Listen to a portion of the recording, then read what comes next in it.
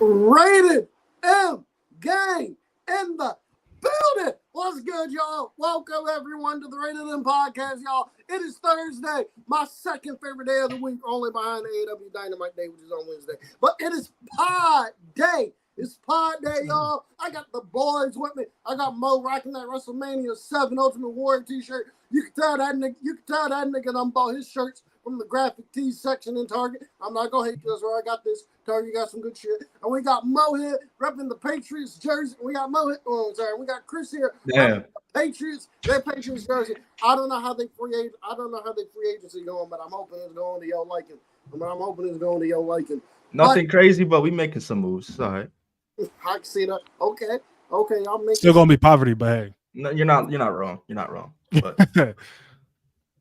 well, folks, this is episode. What episode is this? 18. Like 18? This is episode 18 of Rated M Podcast, y'all. And we got a loaded edition, y'all. This is WrestleMania hot takes. Any hot takes that y'all have about WrestleMania, put it in the live chat below. I know Khris and Mo came here with some hot takes. I forgot to do my job. To come up with some. But I'm pretty sure I can come up with some as we go through here. Also, we got new inductees in the WWE Hall of Fame. The GOAT, the greatest boxer of all time, Muhammad Ali, is going into the WWE Hall of Fame as well as Thunderbolt, as well as NWA legend Thunderbolt Patterson. Thunderbolt Patterson also going into the Hall of Fame as well. So Thunderbolt Patterson also going into the WWE Hall of Fame as well. So there you go. It's official. Our WrestleMania Night 1 main event is official. It'll be Cody Rhodes and Seth Rollins taking on The Rock and Roman Reigns. And The Rock is where the money runs strong, baby. Is where the money runs strong. The Night 1 WrestleMania main event is official. The Rock has made history, folks. The Rock becomes the second man in history, only behind The Undertaker, to headline WrestleMania in 4 different decades: 90s, 2000s, 2010s, and the 2020s. Will he go for 2030? Will he go for 2030? Knowing Rocky probably will, unless The Undertaker comes out of retirement to break that record. You never know. Don't put that out there, bro. Come on. Please don't put that in the air. God. We are not even 5 minutes into the pod. Do not put that out there. But let's get into it. Mo, Khris, how y'all doing, bro? I'm doing great, bro. I'm doing great. Living. Hungry as hell because I'm fasting, but man, doing my best. How many days is it now? 3, 4? Today's day 4. Mo's fasting because of Ramadan, y'all. So how does that work? So like, when are you allowed to eat? After sundown. After sundown, and are you like restricted to certain foods or anything like normally? Just whatever. Yeah. Okay. Yeah. Now that's sick. Hell yeah. Wait, you're just allowed to eat butter? You said what? I said you're allowed to eat what? Anything. After sundown, you can eat whatever. Wait, so it's after the sun goes down. So when it gets dark out, when it starts looking like us outside. Oh, okay. Yes. Okay, all right. I thought it meant like y'all couldn't eat like for like the whole 30 days period. No. Okay. That would be like death. Yeah, you died. That's what. Okay, I'm sorry, y'all. I'm sorry, but you know, Mo's got Ramadan here. But what y'all want to talk about first, man? I know one of y'all had a rant y'all wanted to go on. Ken, you should start us off with what you had to say, because I actually am very excited to hear this. All right, so I'll say this. All right, guys, I'll say this. The WWE Hall of Fame class, as we know, is getting into high form, as we know. Last week it was announced that Bornacana was going into the Hall of Fame. This week it was announced that Thunderbolt Patterson and Muhammad Ali were going into the Hall of Fame. Also going into the Hall of Fame is a tag team. He's Barry Windham. I think it's Barry Windham and Mike Rotunda. I don't remember their tag team name, but I know they're going into the Hall of Fame. Fun fact about them: U.S. Express. Okay, the U.S. Express. Fun fact about them, if you did not know, they wrestled at the very first WrestleMania, losing to the Iron Sheik and Nikolai Volkov. They both of them rest in peace. Also, the Real American theme song that goes to Hulk Hogan, that was originally for the U.S. Express. The U.S. Express originally had that thing. Hulk Hogan originally came out the Eye of the Tiger, but because Barry Windham I don't know if Mike Rotunda left, but because Barry Windham left WWE, WWE gave that theme song to Hulk Hogan. So we can thank them for some of the best entrance music of all time. I don't care what you think about Hogan. Real American is a fucking banger. Okay, okay, but that brings me to this. Right, they're announcing all the Hall of Fame participants. A shout out to everybody going into the Hall of Fame, going in. It's a very prestigious honor. But that brings me to this. I understand that people want Bray Wyatt to go into the Hall of Fame because the man is a very Hall of Fame worthy competitor. I understand that, but to comment we want Bray Wyatt or to announce Bray Wyatt under every post of a WWE Hall of Fame inductee getting announced, it's disrespectful. You guys need to stop. You guys need to do better. It's fucking disrespectful to the people that are getting their moment. It is disrespectful to those people. Be happy to those people. You want to say Bray Wyatt wants to go into the Hall of Fame? Great. Tweet it out. Great. Tweet it out. Don't go underneath the comment section of WWE. And don't go into the comment section of WWE when WWE announces the Hall of Fame inductees and go, we want Bray Wyatt in the Hall of Fame. Stop doing that. It's not classy. It's disrespectful. I understand what you're trying to do, but stop doing that. It's disrespectful to the people. It's disrespectful to the people going into the Hall of Fame and another thing. I am so sick and tired of people saying that the WWE Hall of Fame is meaningless. That the WWE Hall of Fame does not mean anything.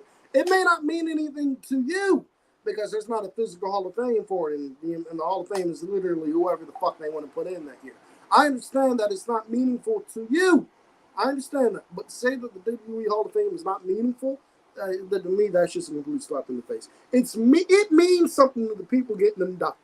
It means something to the people getting inducted, the fact that they're being recognized or rewarded for their career in WWE and wrestling in whole, the fact that they're going into the Hall of Fame. It means something to them. Unless your name is Sonny, who sells your Hall of Fame ring, or unless your name is Honky Tonk Man, who's only doing it for the $500 check, which Honky Tonk Man, I think it's publicly said he only did it because he got that $500 check. Unless you're them, the Hall of Fame clearly means something to these people. So can we please stop pretending like the Hall of Fame does not mean shit to people? Can we please stop going, oh, this man isn't worthy of going into the Hall of Fame when they announce it? When they announce the Hall of Fame class, shut up. When they announce the Hall of Fame class, shut up and go, good for them. Good for them. I'm glad they're getting some recognition for the career that they put into this sport. I'm glad they're doing it. Good for them. So, now that we got that out, I just had to get that out there. I'm sorry. You see, Cam, the problem with what you're saying is you're speaking common sense. And common sense in this world, unfortunately, isn't very common. So common sense ain't common, bro. Trademark that shit. This is why, bro, the whole we want Cody shit wasn't very good. Because now you got fans thinking, oh, I can just start a movement and I'll get what I want. It don't work like that. It don't work like that. Bray's gonna get his time. Why rush it? Why? So why do you want him in the Hall of Fame this year? Why? Like, he's gonna get. I'm sorry. Why would you want to do that to Paul Heyman? Thank you. Why? Yeah, it's gonna be Paul's Come moment. on. It's Paul's moment. He should be he was the first announced. He's gonna be the headliner. That's no doubt. You know, when give Bray him his moment. I don't in, want Bray to be overshadowed. Exactly, bro. When Bray goes in, it's not if, it's absolutely when Bray goes in, he will be the headline. Yep. The thing is, people are pretending like if they don't put him in today, it's just he's never going in. That's not how that works, man.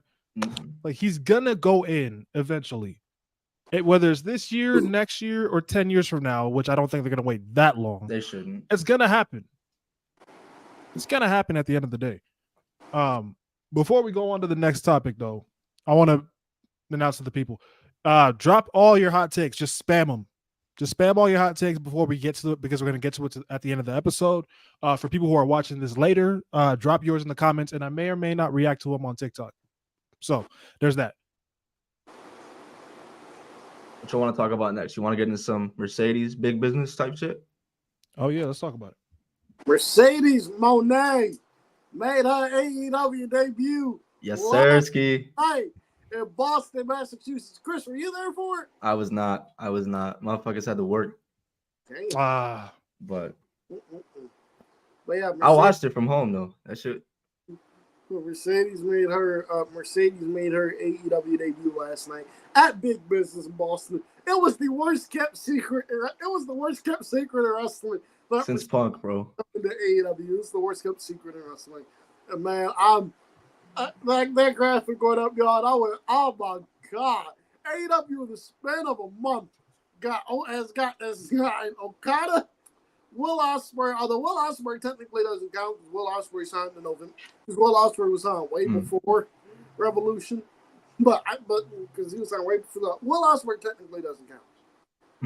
AEW has signed Will Ospreay, Mercedes Moné, and Okada in the span of a month.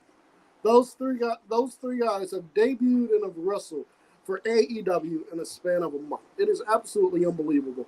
I hope, Tony Khan, I hope this is the kick in the ass you need to actually make that division work something. It's been getting better.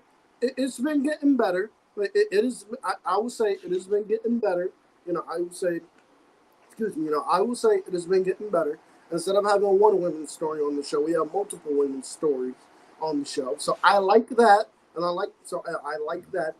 It is getting better, but it still needs a lot of work. So hopefully Mercedes coming in is kicking the ass that Tony Khan needs to make this division profitable and make this division flourish. She has a whole repertoire of talent to work with.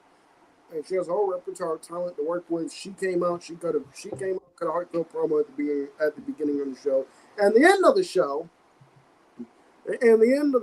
was Mercedes, and at the end of the show, Mercedes Moné came out and made the tag. Excuse me. And at the end of the show, Mercedes Moné came out and made the save for Willow Nightingale. I'm telling y'all right now, Mercedes is costing Willow the TBS Championship next week. Do not let Mercedes fool you. Mercedes is costing Willow the TBS Championship next week. She's going heel, and that is going to be the first feud for Mercedes. It's going to be Mercedes and Willow, either at Dynasty or at Double or Nothing. I'm telling y'all right now, that is the first match we're going to get from Mercedes and AEW. Mm-hmm. But what did y'all think of this debut, and what y'all think of Mercedes being all elite? I loved it, and I love it for the women's division going forward. Look at the impact she's had already in 24 hours. The women got a main event match on Dynamite.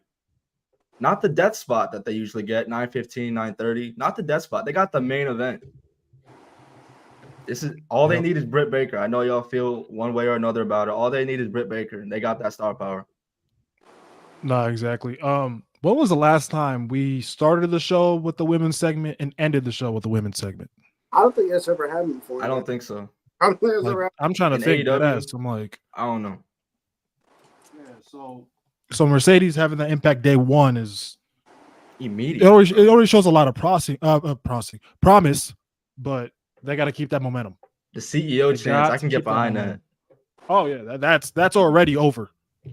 So sorry, I'm fumbling with my charger over here. I can't wait for the Fed elitists to come after Mercedes, calling her the dog shit for everything she does.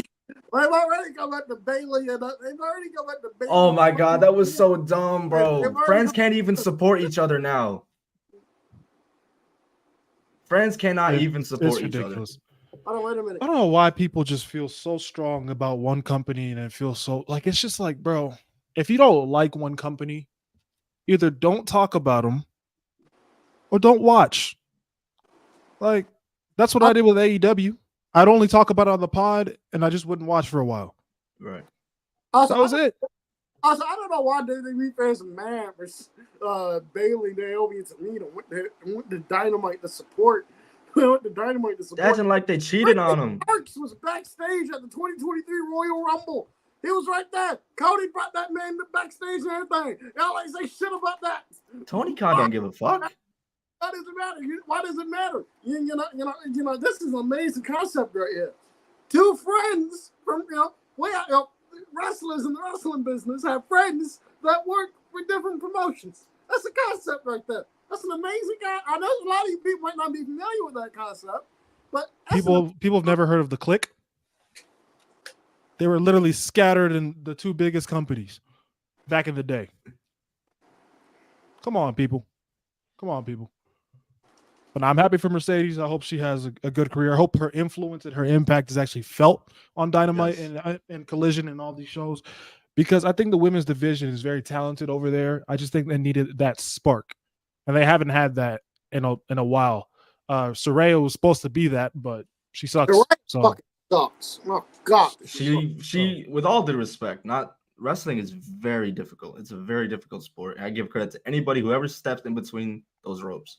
But she wrestles like she's afraid to get hurt. Which is understand which that I can understand, because the woman that just came back, which that I can understand, because the woman just came back from being told, from being told you'll never wrestle, from being told you'll never wrestle again, you got to retire. She has scoliosis, right? She has scoliosis, so her neck is very sensitive. So I understand that. But everything else so I'm not gonna get at her about her in. So I'm not gonna get at her about in ring, because I understand her not trying to get hurt again, and God forbid she gets hurt again and has to suffer a serious injury. So you never want that to happen to anybody. All right, so I'm not gonna talk about that. But Saraya in AEW has been terrible. Her feuds have been terrible. Her segments have been terrible. Her promos have been terrible. Saraya has been terrible overall. The woman is terrible. I'm not talking about in ring. Everything else, the woman is terrible. I agree. When she came in at first, what was it, Grand Slam? Is that when she came in? Yeah, I was looking forward to it. I'm like, oh shit, that's huge, right? But then amounted to nothing. Amounted to absolutely nothing. So her feud with Britt flopped. I'm not even gonna lie. Yeah, exactly. Yo, chat, spam the WrestleMania hot takes, man. We're gonna need them at the end. Yes, Don't just sit on your hands. Spam them all. And also, I'm ignoring any of them that are not hot takes. If you just say like something like, "Oh, The Rock versus Stone Cold Steve Austin was a good match," I'm ignoring it. If you say something that most people believe, I'm not responding to it. Now, if you drop a hot take that most people don't believe, then I'll respond to it, because that's actually a hot take. God damn, fucking managers in WWE2K. I was playing universe mode. I was thinking about something. I'm not playing universe mode, although we'll talk about this later. We'll talk about this later. Actually, before you say that, because I gotta say this. 2K, fix fucking universe mode. It's unfucking playable. It is unfucking playable. I have not been able to get through SummerSlam. I haven't been able to get through SummerSlam because of how god awful the mode is. My custom renders won't save. Custom arenas won't save or won't load. Meaning I can't use them for the arena. There are constant title changes that I do not approve of, and I'm sitting there going. I sit there, go to the pay-per-view, booking the matches, and I'm sitting there going, when the fuck did Joaquin Wilde win the world championship from Gunther? And now Gunther's a 67 overall because of it. What the fuck? Fix that shit. Fix it. Fix that shit. Fix it. I'm so sick and tired. Of when I set up managers, or when I set up let's say I'm doing Dominic Mysterio against Rey Mysterio, okay? Let's say I'm doing that. Why does Rhea? I'm sick and tired of having two Rhea Ripley's, the same exact version of Rhea, come up with Dominic and Ray. That don't work for the storyline I'm trying to do. It don't work. I'm so sick and tired of this shit. Please fix Universe Mode. The next match y'all drop, fix it. It is unfucking playable. It's unplayable. Fix Universe Mode. Okay, I'm sorry. Agreed. All right, you're all good, bro. No, I was just gonna say I was thinking about it today at work. I was like, damn, whenever AEW is booming, there's always some backstage shit that like tarnishes it a little bit. Like, has anybody else been like keeping track of the Sammy Guevara shit? And now Max Caster, bro, what is going on? Does nobody have a social media manager there? They don't have social media training there. You don't see this kind of BS from people working in WWE. Yeah, you don't see people doing this. It's just hard to have a social media manager when you got the billionaire owner of the company going on Twitter every week. Going on Twitter every week, responding to fucking idiots on Twitter and everything. Responding to, Tony Khan's a top tier clown. I gotta say it, bro. It's a top tier. He's a top tier clown. He really is. Like, I appreciate him for what he's trying to do for the business, right? Give us an alternative and shit. But he's an idiot. I agree. He's an idiot. He's a moron. I wish he would stop. Yeah, man. Bro, did y'all see? I don't want to like talk too much about this because it is pretty fucked up. But did y'all see what Max Caster posted with Sammy Guevara yesterday on All Days? Yeah. Yep. On All Days. Yeah, I was about to say on All Days. Bro, if you know, you know. I ain't gonna talk about it, but if you know, you know. It's fucked up, and he knew what he was doing. He knew what he was doing. Caster is a fucking idiot. And Sammy Guevara is a fucking idiot. To be quite honest with you, to be honest with you, if Sammy Guevara makes it through the year, I will be shocked. Same thing with Max Caster. If they make it through the year employed with AEW, I would be absolutely shocked. Max Caster especially. Sammy, it doesn't seem like he's really done anything to get himself in trouble as of late. But Max is doing a lot, and it hasn't really stopped as of yesterday. So no, it's like he doesn't care. It's like it was just all like attacking your tag team, like attacking people that your tag team partner is a part of is crazy to me. It really is. Bro, Keith Lee came at him on Twitter. See if I can find it real quick. That's, to me, ridiculous. So Max Caster had said something about not wanting Shelton Benjamin in AEW, but he said it as like he was speaking for everyone. He was like, "We don't want him," and then Keith Lee he quote tweeted him. It was like, "Speak for yourself" or some shit. He's like, "Now we got a problem." You know how Keith Lee talks, but yeah, that shit is real, bro. That ain't no work. Max Caster has outed himself as an asshole. You're a fucking moron. Idiot moron. Apparently so. Apparently so. It's just, what else you guys want to talk about? See, bro. People killing. No, it really is. It really is. Just people putting their whole careers down the drain. It's like, what are we doing, man? What are we doing? Y'all want to talk about some dumbass Twitter controversies? That I really got to talk about this. Okay. So Monday we had a segment with Maxine Dupree. Well, it was in the middle of a match, but with Maxine Dupree and Candice LeRae. This shit was funny to me. I'm sorry. This shit was funny to me. I was like, damn, Candice, damn. Yep. I need that Candice every week. She hasn't really done much, so I appreciate them doing something with her. But anyway, they had her doing a kind of worked shoot kind of thing with Maxine, talking about how she sucks and bringing up her dead sibling, which, I mean, damn. Well, my thing is this. They brought up her dead sibling. I thought they were talking about Max Dupree. Max, you're stupid. That's the first tweet I saw. I was like, oh. That's what I thought they were talking about. I was like, oh. But then I found out she actually has a brother who passed. I'm like, oh, okay. Well, damn, that's sad. But then, you know, of course, there's the softies, the pussified internet that got offended by that. And I'm just sitting here thinking, okay, either y'all don't watch AEW or you're bitches. They all hypocrites. Both, y'all probably. But y'all have had a Christian Cage on TV. Christian Cage on TV talking about people's death. Every week. And people Every act like week. this was just said out of the blue. You absolutely know Maxine Dupree gave the okay for that, bro. Exactly. Like, You think Candice LeRae would actually do that shit, bro? No, and it's not like there's a reason. LeRae would actually say that shit.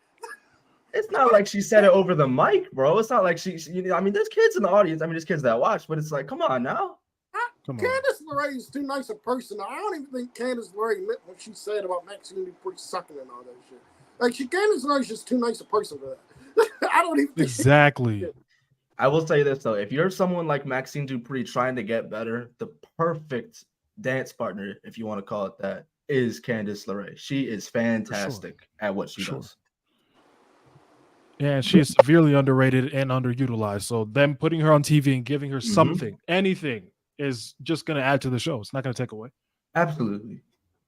And Maxine's over. So yeah, exactly. I'm glad. Exactly. I'm glad they're actually trying to do something with Candice LeRae. I don't know. It looks like they're turning her heel, and it looks like she's gonna be turning on Indy Hartwell. I'm just glad they're doing something on Candice LeRae. Can we also do something with Indy Hartwell too? Yeah. Can we also do something with Indy Hartwell too? I know Indy Hartwell in the ring is not good. I understand that, but Indy Hartwell has personality and she has a character.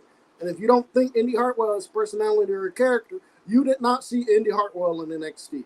Indy Hartwell has personality. She has a character. She has something that can get over with the audience if she's allowed to give that. If she's given the opportunity, she's a very good performer, minus the in-ring stuff. Can we do something with Indy Hartwell as well? Can we build up this women's division to be something incredible, please? Triple H, please build up Indy Hartwell. I want to see Indy Hartwell on my television more. I like to see Candice LeRae on my television more. Do something with these women, please. This is why people turn on Charlotte and Becky and Bianca, because it's the same faces you see all the time. Yep. Oh, did we address the Bianca situation last week? Yeah. Okay, I think we. Oh no, yeah, we kicked off the show with it. I was about to say we need to talk about that, but never mind. We kicked off the show with it. So we got that taken care of. But yeah, people, if you're really that offended about Maxine Dupree getting that kind of insult, I want you to go to Walmart and I want you to go buy a box of tissues. They're $1.50. Okay, you'll probably find some loose change and be able to pay for it. Like, get over it.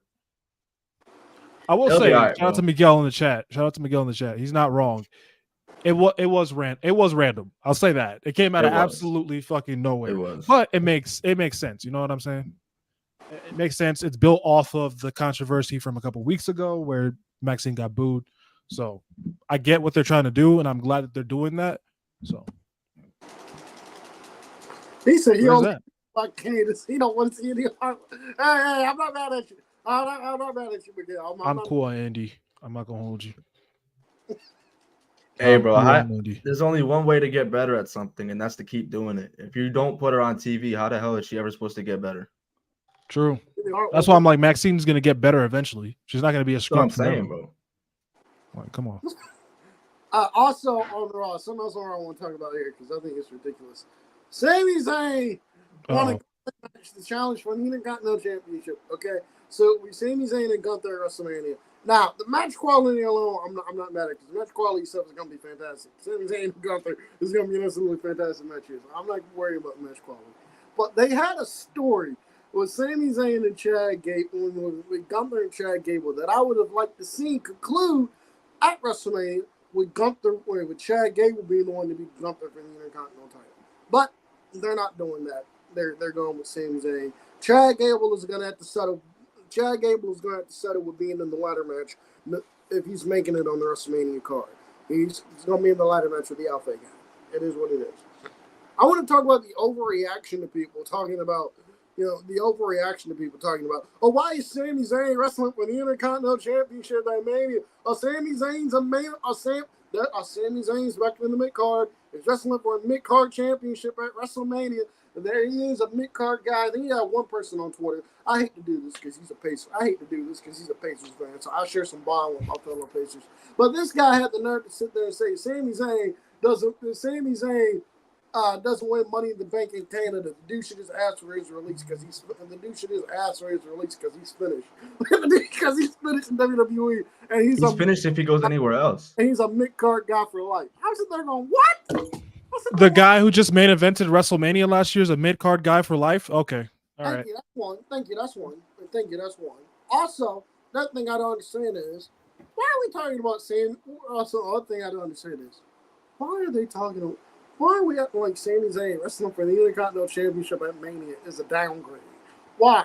He's not in the world title match, okay, but he's wrestling Gunther for the IC title at Mania, the greatest Intercontinental Champion of all time. The man that has made that championship relevant. And you guys do realize that had he not gotten shit canned, Brock Lesnar would have been wrestling for the IC title at Mania this year. Like, that would have been the match.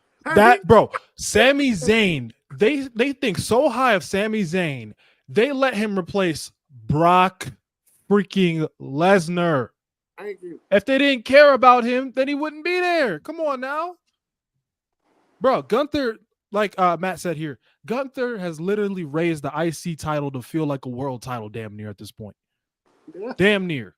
Like, whoever beats him is going to be a huge star for it. I consider that title I consider that title the number 2 title in the company. It's not the World Heavyweight title. It's not the World Heavyweight title. It's the Unfortunately. And then it's Gunther's IC title. That is how good Gunther has been in the Intercontinental Champion. So exactly. So can we stop the overreaction with Sami Zayn, please? I hate that it's not Chad. Gable in that spot too. But can we please stop the overreaction of Sami Zayn wrestling Gunther for the IC title? It's an overreaction. I got something to say about Chad Gable afterwards. Sorry, Mo. But I just wanted to say real quick. As far as Brock goes, I know obviously the plan was for him to have the match with Gunther. I cannot see a scenario where Brock wins that because Gunther's just so fucking good. I wonder, with Sami being the substitution, if they're still going to go that route or if they're going to switch shit up and have Sami win.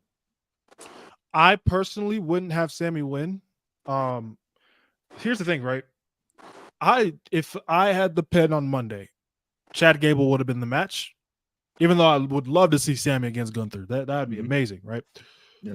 I would have had Sami Zayn miss WrestleMania, and here's why. I feel like they're redoing the underdog story that he had back in NXT back in the day, where he keeps losing, and then he finally gets to the top. I think Sami Zayn's next title win should be the World Heavyweight Championship. That's just me. I don't think he should win the IC title. Him and Gunther are probably going to tear it down at WrestleMania, have probably sleeper match of the night, maybe even match of the weekend. They have that potential. No, absolutely. So I wouldn't have Sami win it. And like this guy here says, Sami gains nothing from winning the IC title. He's won it multiple times. This is true. And he did have his Mania moment last year. That is true. That is true. I'm gonna speak here, and I'm gonna try to book this to let y'all know what y'all think. Get this nigga Christian out the goddamn chat. Christian, you tripping, man? But he's trying to piss me off. But I'm gonna tell you guys. I'm gonna tell you guys how the scenario I would come up with. Here's the scenario I'd come up with. Sami Zayn wins the IC title from Gunther at WrestleMania. Chad Gable becomes obsessed, not with beating Gunther, but it becomes obsessed with the IC title. Chad Gable goes heel. He turns on the Alpha Academy. He goes heel. He takes the IC. He beats Sami Zayn for the IC title in the summer. Sami Zayn wins Money in the Bank.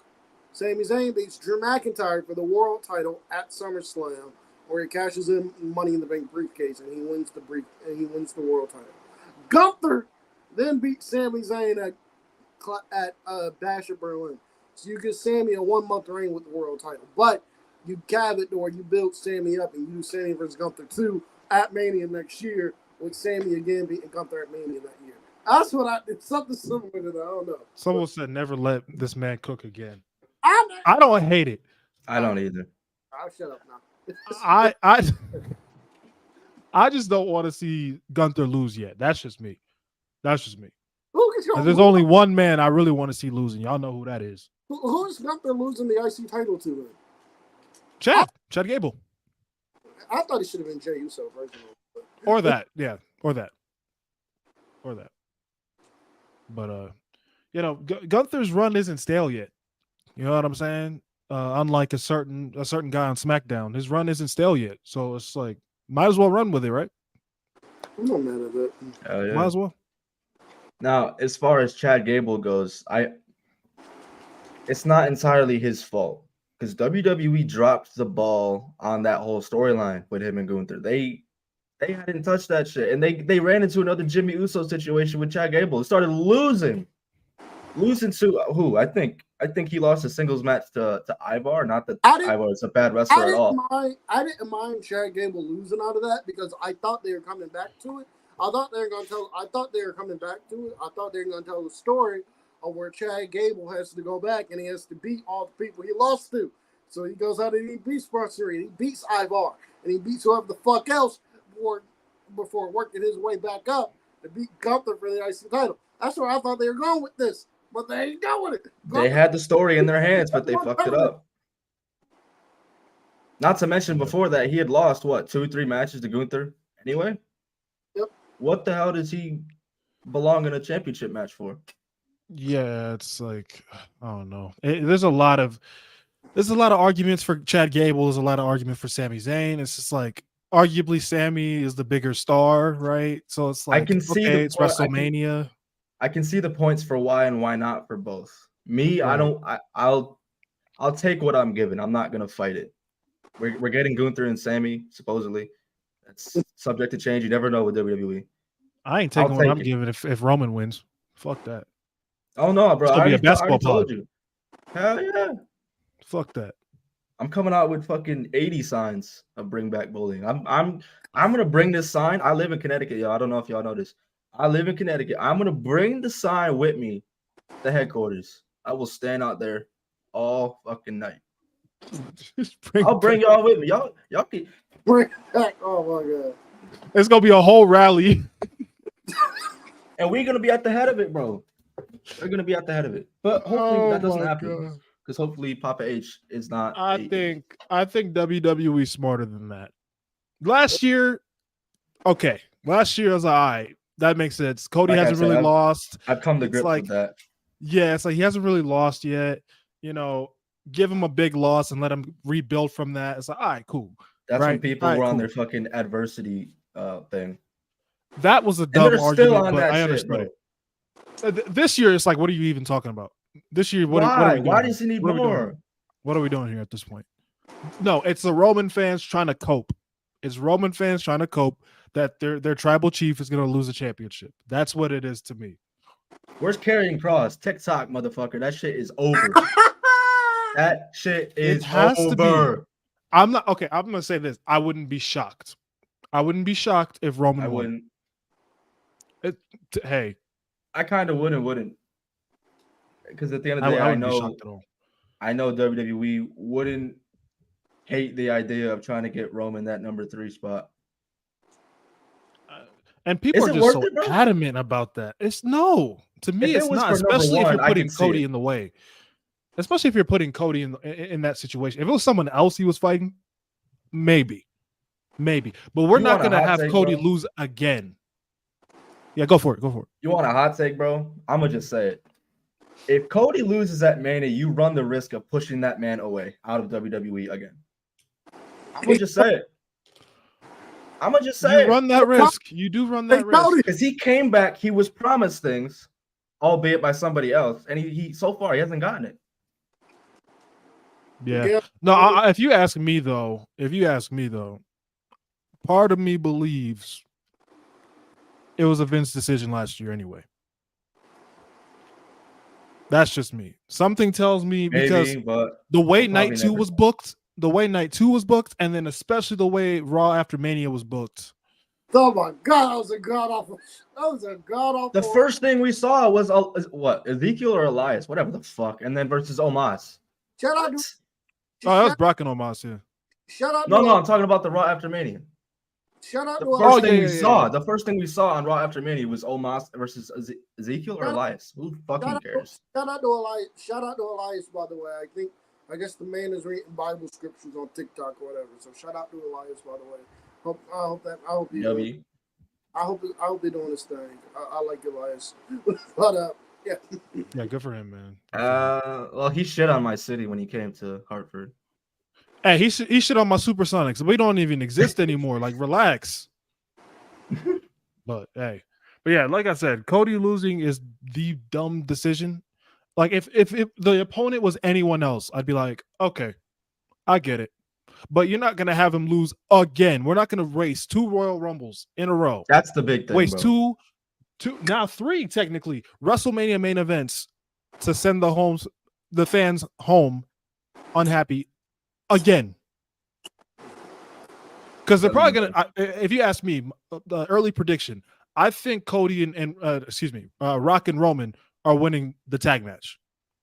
If you ask me, I think Rock and Roman are going to win the tag match. I can see it happening. I don't think it should happen. I agree. That's my hot take. I agree. Rock and Roman are winning the tag match, and I think Cody. I think they should. And I think it's going to be revealed on night 2 that Cody and Rock were in cahoots the whole time.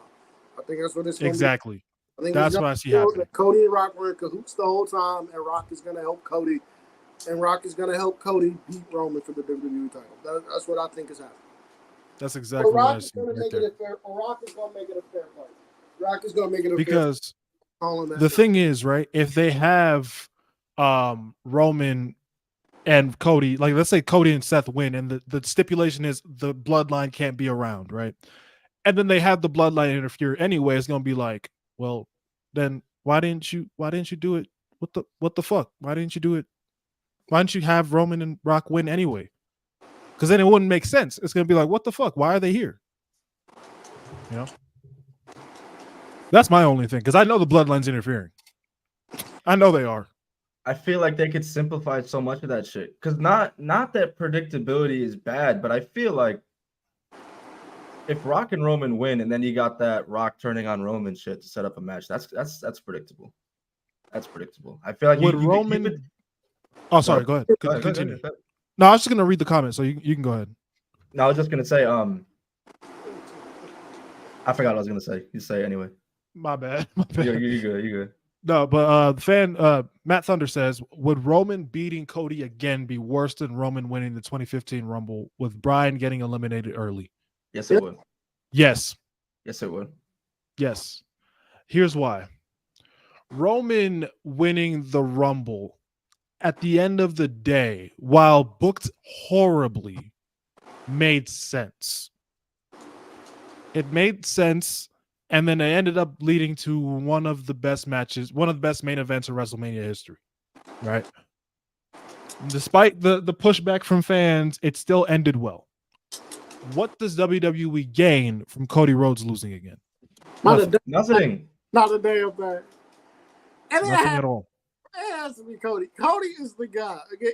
Cody is the guy. You watch him on Raw, you tweet. The guys get the superstar rockstar reaction. The guys get the rockstar superstar reaction. Everybody loves this man. It has to be Cody. It has to be Cody. It has to be Cody. I agree. So it's just you should crown a new face of the company. I think Cody Rhodes is the perfect candidate. That's it. Yep. That's it. You know how much better it would be if Roman would take these gaps in showing up if he wasn't the champion. I wouldn't have an issue with it if he wasn't the champ. I wouldn't either. What I was gonna say earlier about Roman and Rock, you have them lose straight up. Obviously, you have Rock take the pin. There's the dissension right there. Roman blames The Rock for the reason Roman ultimately loses at night 2 because he doesn't have the bloodline's help, and that's been the whole running gag that Roman can't win without help. That is a good path to go. That probably, now that I think about it, that might be the better path to go, because I just feel like Cody should win clean.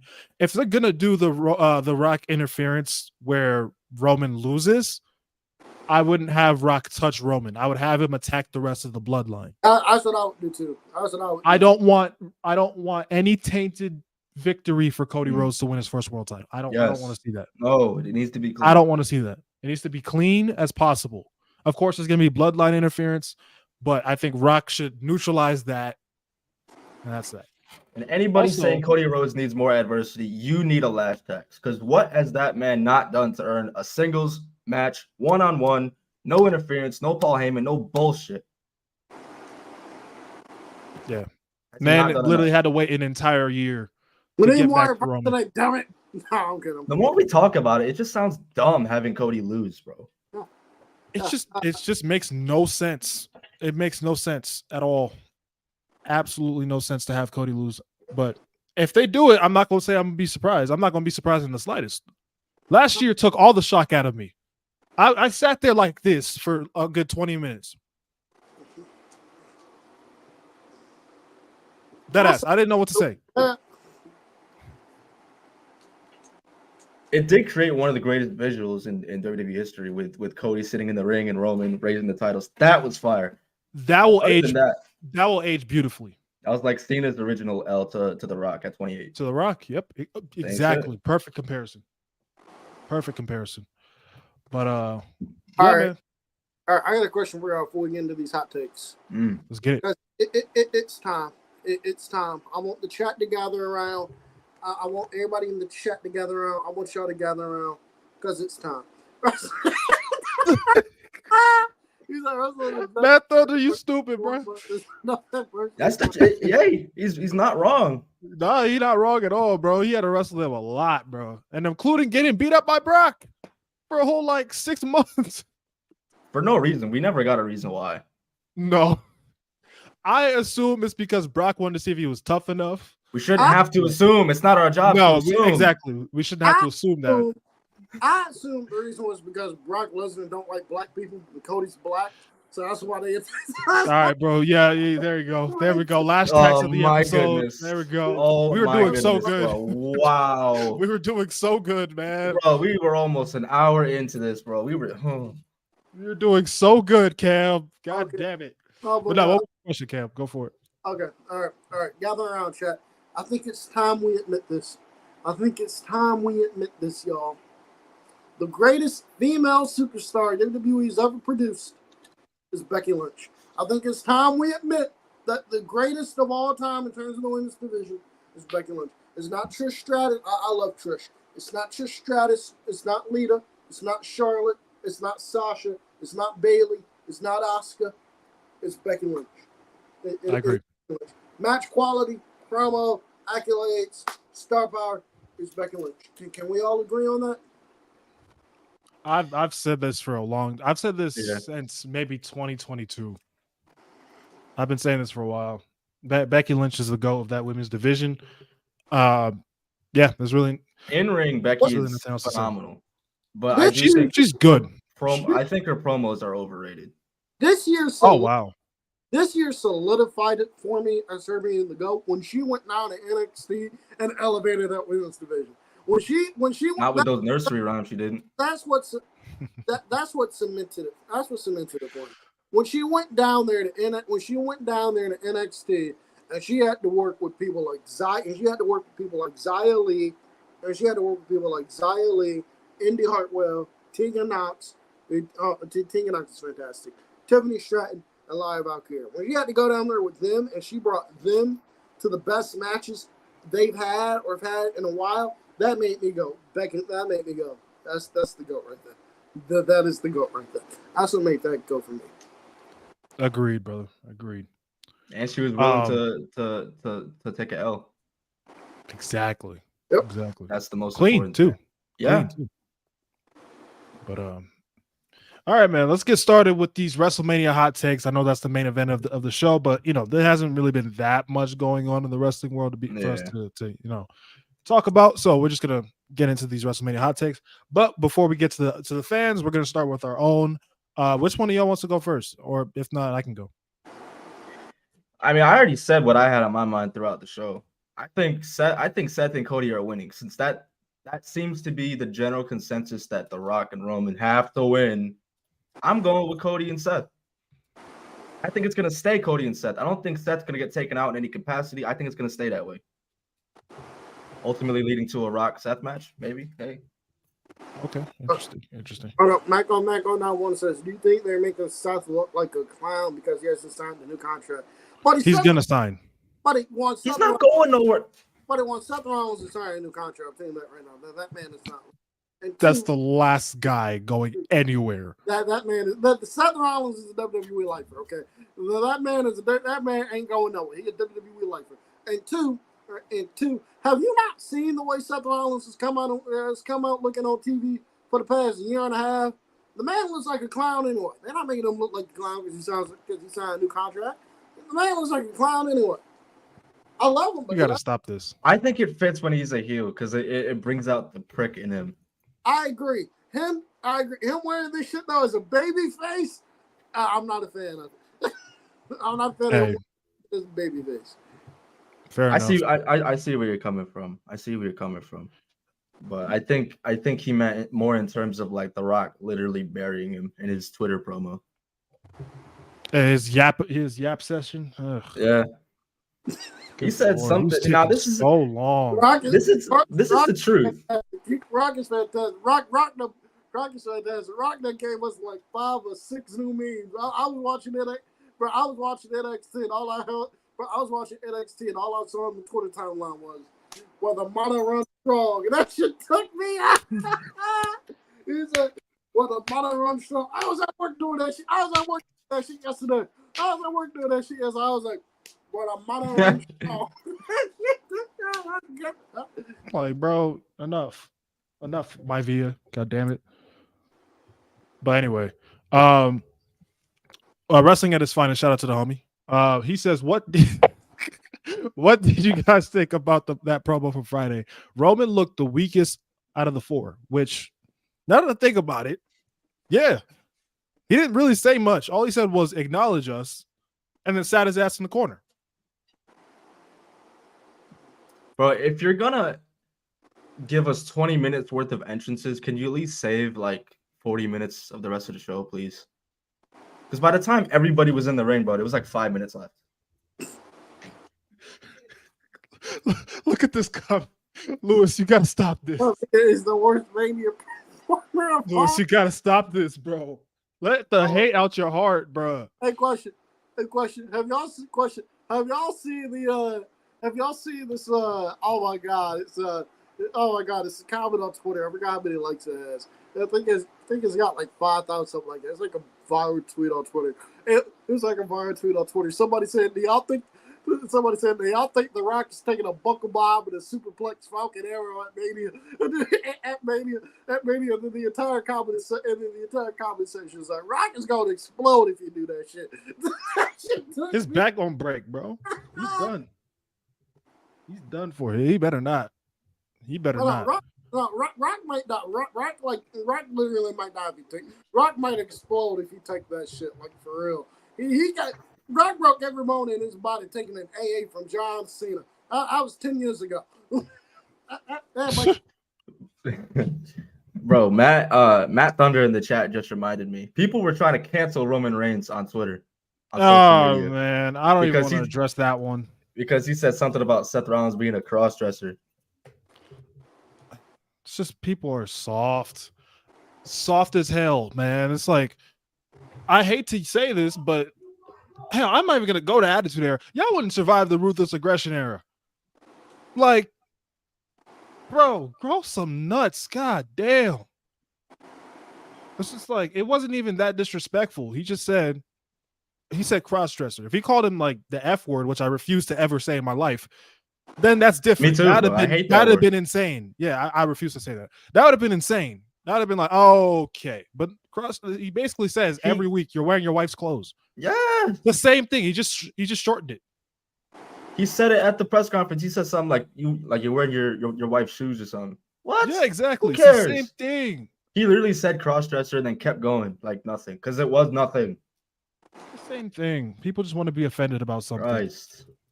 It's not even just wrestling. It's just people in general just want to be offended by bullshit.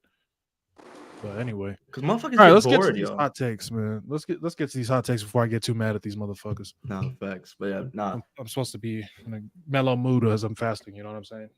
So the only one I can think of off the dome was Seth and Cody winning. Okay. Because here's the all-time one. On that. Here's an all-time one I stand very strongly on. I've told y'all this. I stand we're very going strongly all-time. on. Oh yeah, we're doing current and all-time. Oh, I thought it was okay. My bad. So chat, drop your current ones, drop your all-time ones. Okay. If you want to go back to WrestleMania 1, do it. We'll talk about it, right? In my opinion, this shouldn't even be a hot take. I don't know why this is a hot take, but it is apparently. WrestleMania 30 is by far, by a country mile, the most overrated WrestleMania of all time. The most overrated WrestleMania of all time. It is ridiculous. Like, oh my God. Okay, so outside of what I think is the second best opening match in WrestleMania history, and outside of what is probably the most cathartic ending in the history of WrestleMania, the rest of the show was buns. The rest of the show sucked. I mean, the segment with Hogan, Rock, and Austin. That was great as well. That was great as well. Cesaro, body slamming Big Show over the top rope and actually holding him there. Because you got to say, it's one thing to body slam Big Show. It's another thing. What Cesaro did that night, what Claudio did that night, was that took some strength. Because not only did it's one thing to just pick him up and body slam, he picked him up in a body slam position. And he picked him up in a body slam position and moved to the ropes to get rid of, to dump him out. That takes some strength right there. That was a big moment. I agree. That and you had the streak breaking that night, which was stupid. The match itself sucked, and it shouldn't have happened. The match itself was god. In my opinion. It shouldn't have happened. The match itself was god awful, but I can't blame the Undertaker for that because he had a concussion, so they had to just do what they had to do. But that match was god. That was a god awful match. Yeah, no. The streak, not the streak. The WrestleMania 30 by far is the most overrated WrestleMania of all time. Top there with 33. I don't think that gets overrated. I think it got overrated in the moment. 33 sucks. 33 sucks. 34 sucks. 32. 34 is awful. I have never gone back everyone hates 34. Bro. The Mania with the 30s are bad. 32 god awful. 33 sucks. 34 sucks. 35 would have been a great show if it was like 4 hours. The fact that show felt like it was 9 hours. That shit was 35. 35 would be, that show was shorter. 35 would be a top 10 Mania ever. I'm standing. If 35 was shorter, 35 would be a top 10 Mania ever. 36, Agreed. 36 was depressing as hell. 37 was okay. 38 was actually pretty good. 38 was good, and 39 was good. Outside of 38 and 39 and 31, Mania's in the 30s were bad. Awful. They're bad. I don't know why people are so adamant that WrestleMania 30 is so good. It's like, stop it. It's not even the first or the second best of the 30s. Come on now. Come on now. But in a minute, we're gonna have I'll tell you guys as well. We're gonna have one of the homies from the No Name Wrestling Pod join us as well for the hot takes. But, yeah. This WrestleMania 29 was a banger. What show are you watching? What the fuck? WrestleMania 29 a banger. A show that featured one of the worst WrestleMania main events of all time in John Cena and The Rock, Jack Swagger, and Alberto Del Dipshit wrestling for the world title. El Cabrón. WrestleMania. I got that from you, Mo. It's catching on, man. Brock Lesnar and Triple H having a disappointing. Brock Lesnar and Triple H having a mid match. That match was mid. I'm not gonna call it bad, but that match was mid. CM Punk. And Chris Jericho and Fandango. Yeah, terrible show. Terrible show. There was a point made on the other pod, bro. Fandango beat Chris Jericho in his first ever match, but AJ Styles couldn't.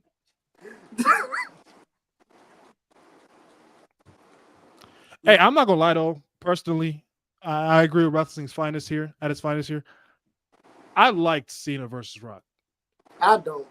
I did as a kid. I don't like it now. Watching it with different eyes and different perspective, I think it's bad. But at the time, I had fun. Oh no, yeah, no, definitely. Let's start getting into these hot takes. I'm gonna go back to the very beginning of the stream and get those comments. real quick. Hot take from the homie DJ Walker, man. He says, hot take, Batista should not have lost to John Cena, aka Mr. OnlyFans at WrestleMania 26. I agree. That's interesting. I agree. Because would he have stayed? That's the thing. Probably. If he had won it, yeah. I don't think he would say it. I think Batista. Also, ladies and gentlemen, welcome to the homie Lewis on the Rated M podcast, man. Oh, that's good, Lewis. Good, bro. Nice to meet you. Nice to meet you, man. How you guys doing? How y'all boys doing, man? Chilling, bro. Good. Love it. Yo, Lewis, how you feel about this, man? It's not terrible. Like you guys said, though, would Batista have stayed, though, if he won? I don't think he would have. I think he was out the door. Honestly, I feel like in the build-up, he was kind of verbally whooping his ass. I ain't gonna lie. Batista, kissing babies and hugging fat girls. Hugging fat girls, yeah. That was the ether, bro. Bro, I'm gonna say this. We talk too much about Hollywood Rock, and we don't talk much about Hollywood Batista. Hollywood Batista clears. That's why there's not much to talk about. Hollywood Batista in 2010 was great. That man was fantastic. Oh my god. Absolutely, Hollywood Batista clears Bollywood my via. There's not much to talk about. You said Bollywood my via. You're dumb. Bollywood my via. You're dumb. That's Bollywood my via. You gotta let this hate out your heart, bro. What is there to talk about? WrestleMania 31 from beginning to end is the best overall Mania in the last 20 years. I'm trying to think. What was 20 years ago? But we're going back to 2004. WrestleMania 20, right? So WrestleMania 20. So I can't put 31 over 21. I'm sorry. I cannot put 31 over 21. Yeah, no. I can't do it. I'm not putting 31 over 21. I'm not doing that. I'm not doing that. WrestleMania 31 was a great show. I'm not putting that above 21. I'll give you top 3 the last 20 years. For sure. I put it 2. Yeah, second. Honestly, though, the way how Mania 40 looking, I don't know if I could. If Mania 40 is booked right, I don't know. I don't know if I could put Mania 31 above that. Above which one? 20? Mania, the way how Mania 40 is looking, I don't know if it's booked right. 40. If it's booked right, I don't know, bro. I don't know. I'm not mad at that. I'm not mad at that. It's real sad that WrestleMania 31 had build up because that show was fantastic. That build up was disgusting. This is a fucking hot take. WrestleMania should go back to being one night. Absolutely the fuck not. You want 10-hour Manias again, bro? Hell no. We don't want that. No. That's a part of the reason why Mania 34 was so bad. It was so I would long much rather so digest 2, 3, 3.5 hour Manias a day. Over one fucking 20 match Mania, bro. Don't need it. I don't know. Like, not only that, but I just like the idea of two nights just giving more opportunities for other people. You give the matches a good amount of time too, because we saw how good 39 was. Aside from the decisions, the match quality was some of the best I've seen in Manias. Yeah, I agree. Oh yeah, this is what we already talked about. This. How you feel, Lewis? We've said our piece on this. So no trolling. I actually do believe he's retaining. Like, I'm at that point with Roman where I'm not going to bet against him until I see him lose. I'm in agreement with Lewis. But y'all, stop this glazing, bro. Stop this glazing. It has to end. It has to. Thank you. It has to end. Oh. Ultra X says Jeff Hardy versus Matt Hardy at Mania 25. Oh, I'm sorry. Go ahead. For this one. Yeah, we'll get there. I'm trying to get to the early ones first. They said one of the Mania hot takes is that Michael's Taker at Mania 26 is better than the one at 25. No. I wouldn't say that's a hot take. I know a lot of people feel that way with the build-up, but I think the match itself, 25, was better. Yeah, the story for 26 clears, but people tell the match at 25 is one of the greatest matches ever. Period. I think it's the best match in WWE history. That's just me. Like, I've yet to see as perfect as a match as that yet. Well, I know you're gonna bring up some NXT shit. No. Well, I'm not. All right, so my top 3 Mania matches. This is really hot take. Like, obviously, you got Taker. You have Taker, Shawn 25. You got end of an era. And then you got that triple threat IC title match from last year, bro. I'm just gonna put it out there, bro. You got the triple threat IC title match. I don't hate that, yo. I don't hate that. Bro. That's not a bad list. Hey, Chris, one thing you're gonna learn about me, I am the ultra Gunther Glazer, and I am happy. I am proud. I'm with you there, bro. I will never argue with you about loud that. and proud. I'm not mad at that triple threat being in there. That triple threat was tremendous. Hey, you should see every old head. Literally, I didn't even sleep on it. After that match, I literally went on all my social media platforms and said that match was better than Razor and Shawn, and I don't care. I'm not debating nobody. No, I agree with that. I agree with that completely. I ain't debating nobody. Razor and Shawn to me ain't even the best match on that show. It was Owen and Brett. Owen Brett. Yeah, Owen Brett. All right. John Cena should have beaten the. I know you gonna agree. Go for it. No, low key, I agree. Yeah, because that means we wouldn't have gotten the second match. Yeah, we didn't need that second match. The build to it wasn't even that good anyway. You know, it should have been Punk in the main event to begin with. Yes, I don't agree with that. I think it should have been Rock and Cena in the main event that year. No, I'm saying like that match shouldn't have been a rematch. We should have just got once in a lifetime and that was it. Once in a lifetime, twice. I agree. Yeah. Now this is where we get egregious and nasty. I ain't opposed to it. You know what I'm saying? I mean, that's disgusting. The GOAT card. I'm all for the GOAT card lead. You know what I'm saying? Getting his due. That's disgusting on so many levels. Shawn Michaels should have beaten Undertaker at WrestleMania 26. No, I don't think so. No, his career had to Shawn end. Michaels was ready to retire. No, yes, he was ready to retire. Nah, I don't agree with that. I kind of agree.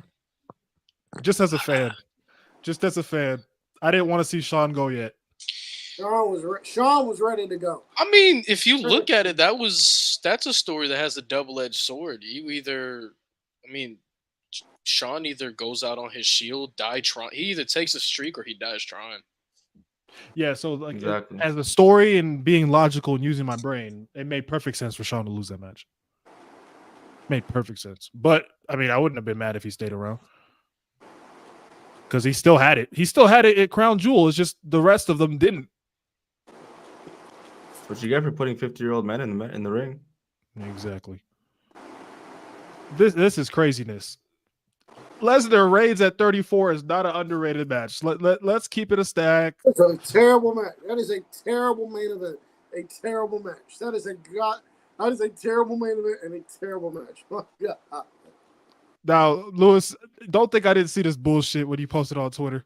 But he can't even out wrestle. But he can't out wrestle her. What are you talking about? This is disgusting. What do you want me to? You want me to sit here and lie to the people? Yes, that's what you're doing right now. What does he do good? That's what I want. What does he do good? Let me stand up and do this. What are y'all glazing this bullshit kick he does? What are y'all doing, bro? What are y'all doing? Are y'all glazing that shit, bro? She does the worm. Oh, no. Have you ever seen him do the worm? You're not wrong. Okay then. You're not wrong. And he's bald. Why are we taking him serious? Holy shit. I mean, so Stone Cold. Fucking straight. All right, but the thing with Stone Cold is he gets a pass. That's crazy. He doesn't get a pass. Know why? What? Why? Bro, what's the why? Bro, his goatee is just immaculate. Top 5 goatee ever. Nah, facts, low key. Top 5 goatee ever, gang.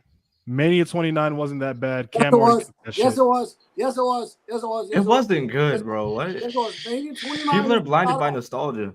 So what was Mania 29? It was Fandango Jericho. It was Team Hell No versus Biggie and Dolph.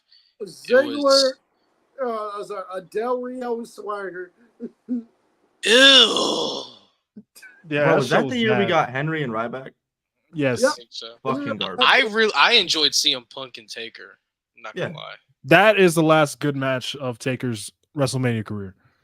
Besides the Boneyard, I guess. Mm. Yeah. Is that even really a match, though? Let's be honest. I mean, technically. It's not a match. Not a match, but 17 is mid as. All right, bro. Oh. All right, bro. Let me relax. Mid is there is some matches we didn't need on there. Like, did we need Eddie and Test? Like, did we need Eddie and Test? Did we need that triple threat hardcore match? Hey, that shit was fire though. That shit was fire though. Bro, it's just such a weird like placement of like superstars though. Like fucking Big Show, Kane, and Raven. Like who's cooking? Man, I enjoy that match. To me, I don't think they needed the gimmick battle royal. They didn't need APA and fucking who was it? APA and Taz against Right to Censor. We didn't need that. We didn't need that bullshit. We didn't need Right to Censor at all. Quite frankly. We didn't need their theme music. God damn it! Just sirens. Like, bro, can we not do this? But yeah, okay. Next one says hot take: the off-brand Eddie Guerrero should never win a match at WrestleMania. Hold on, sir. Off-brand Eddie Guerrero. What you mean off-brand Eddie Guerrero? First off, what we're not gonna do is disrespect Eddie Guerrero's son like this. Okay, that's not okay. That's what we're not gonna do. Okay, how dare you disrespect that man's son like that, man? How dare you talk about the dad that way? That man's son, Dominic Mysterio. We're not gonna disrespect the son like that. Okay, off-brand. I would have Dominic win, and I'll tell Dominic you trash, bro. I'm sorry. WrestleMania down the line, he needs to end Rey Mysterio's career. You're cooking with fish grease right there, man. You cooking. Yeah, you kind of cooking. I ain't gonna lie. I don't want to see I ain't gonna lie. a Mac. I don't want him to take off his mask. Fuck that. Have him retire his father. Just retire. Yeah, we don't need the mask coming Imagine off. We already know what he looks that, like with no mask. So. Well, I'm saying Exactly. on WWE, he never. Don't do it. Yeah, true. Sammy and KO versus the Usos is a top 5 WrestleMania match ever. The fuck is not? Mania match? I wouldn't go that main high. event, maybe. I don't know, but it was pretty damn lot. good. I don't know, but it was pretty damn good though. It's the best Mania tag match. I agree that it is the best tag match. Can we go that far? I have to go. If we're counting TLC, then I mean, I don't know if storyline. Do we count wise, the TLC matches? I don't know, gang, because I think storyline wise, I might prefer Sammy and KO and the Usos. Yeah. I mean, the Dudleys, Hardys, and Christian didn't even have a story. They didn't even really have a story. But it's a top 5 Mania we have match tables. Ever. It's a top 5. Yeah, that's crazy. Ever. That's a little because you got like so top 5 Mania matches ever. Like you got like Kurt and Sean and Kurt, Taker. Sean, Bret Austin. Kurt, Sean, Bret Austin. Rock. That's my 3 with Taker, Sean. Yeah, I like I said, I have the triple threat IC match up there. I ain't gonna hold you. I probably have that top 5. I'm not gonna lie. Probably my top 5. I don't know about to be a top 5, but if you want to say top 10, I'm open to that discussion for sure. Yeah, I'm open to have that discussion for sure. Edge should have lost the title to Christian at 27. I agree. I agree. Until Rio, I agree. I wouldn't have hated it. Anything besides Del Rio. Fuck that. No, he wasn't ready for it.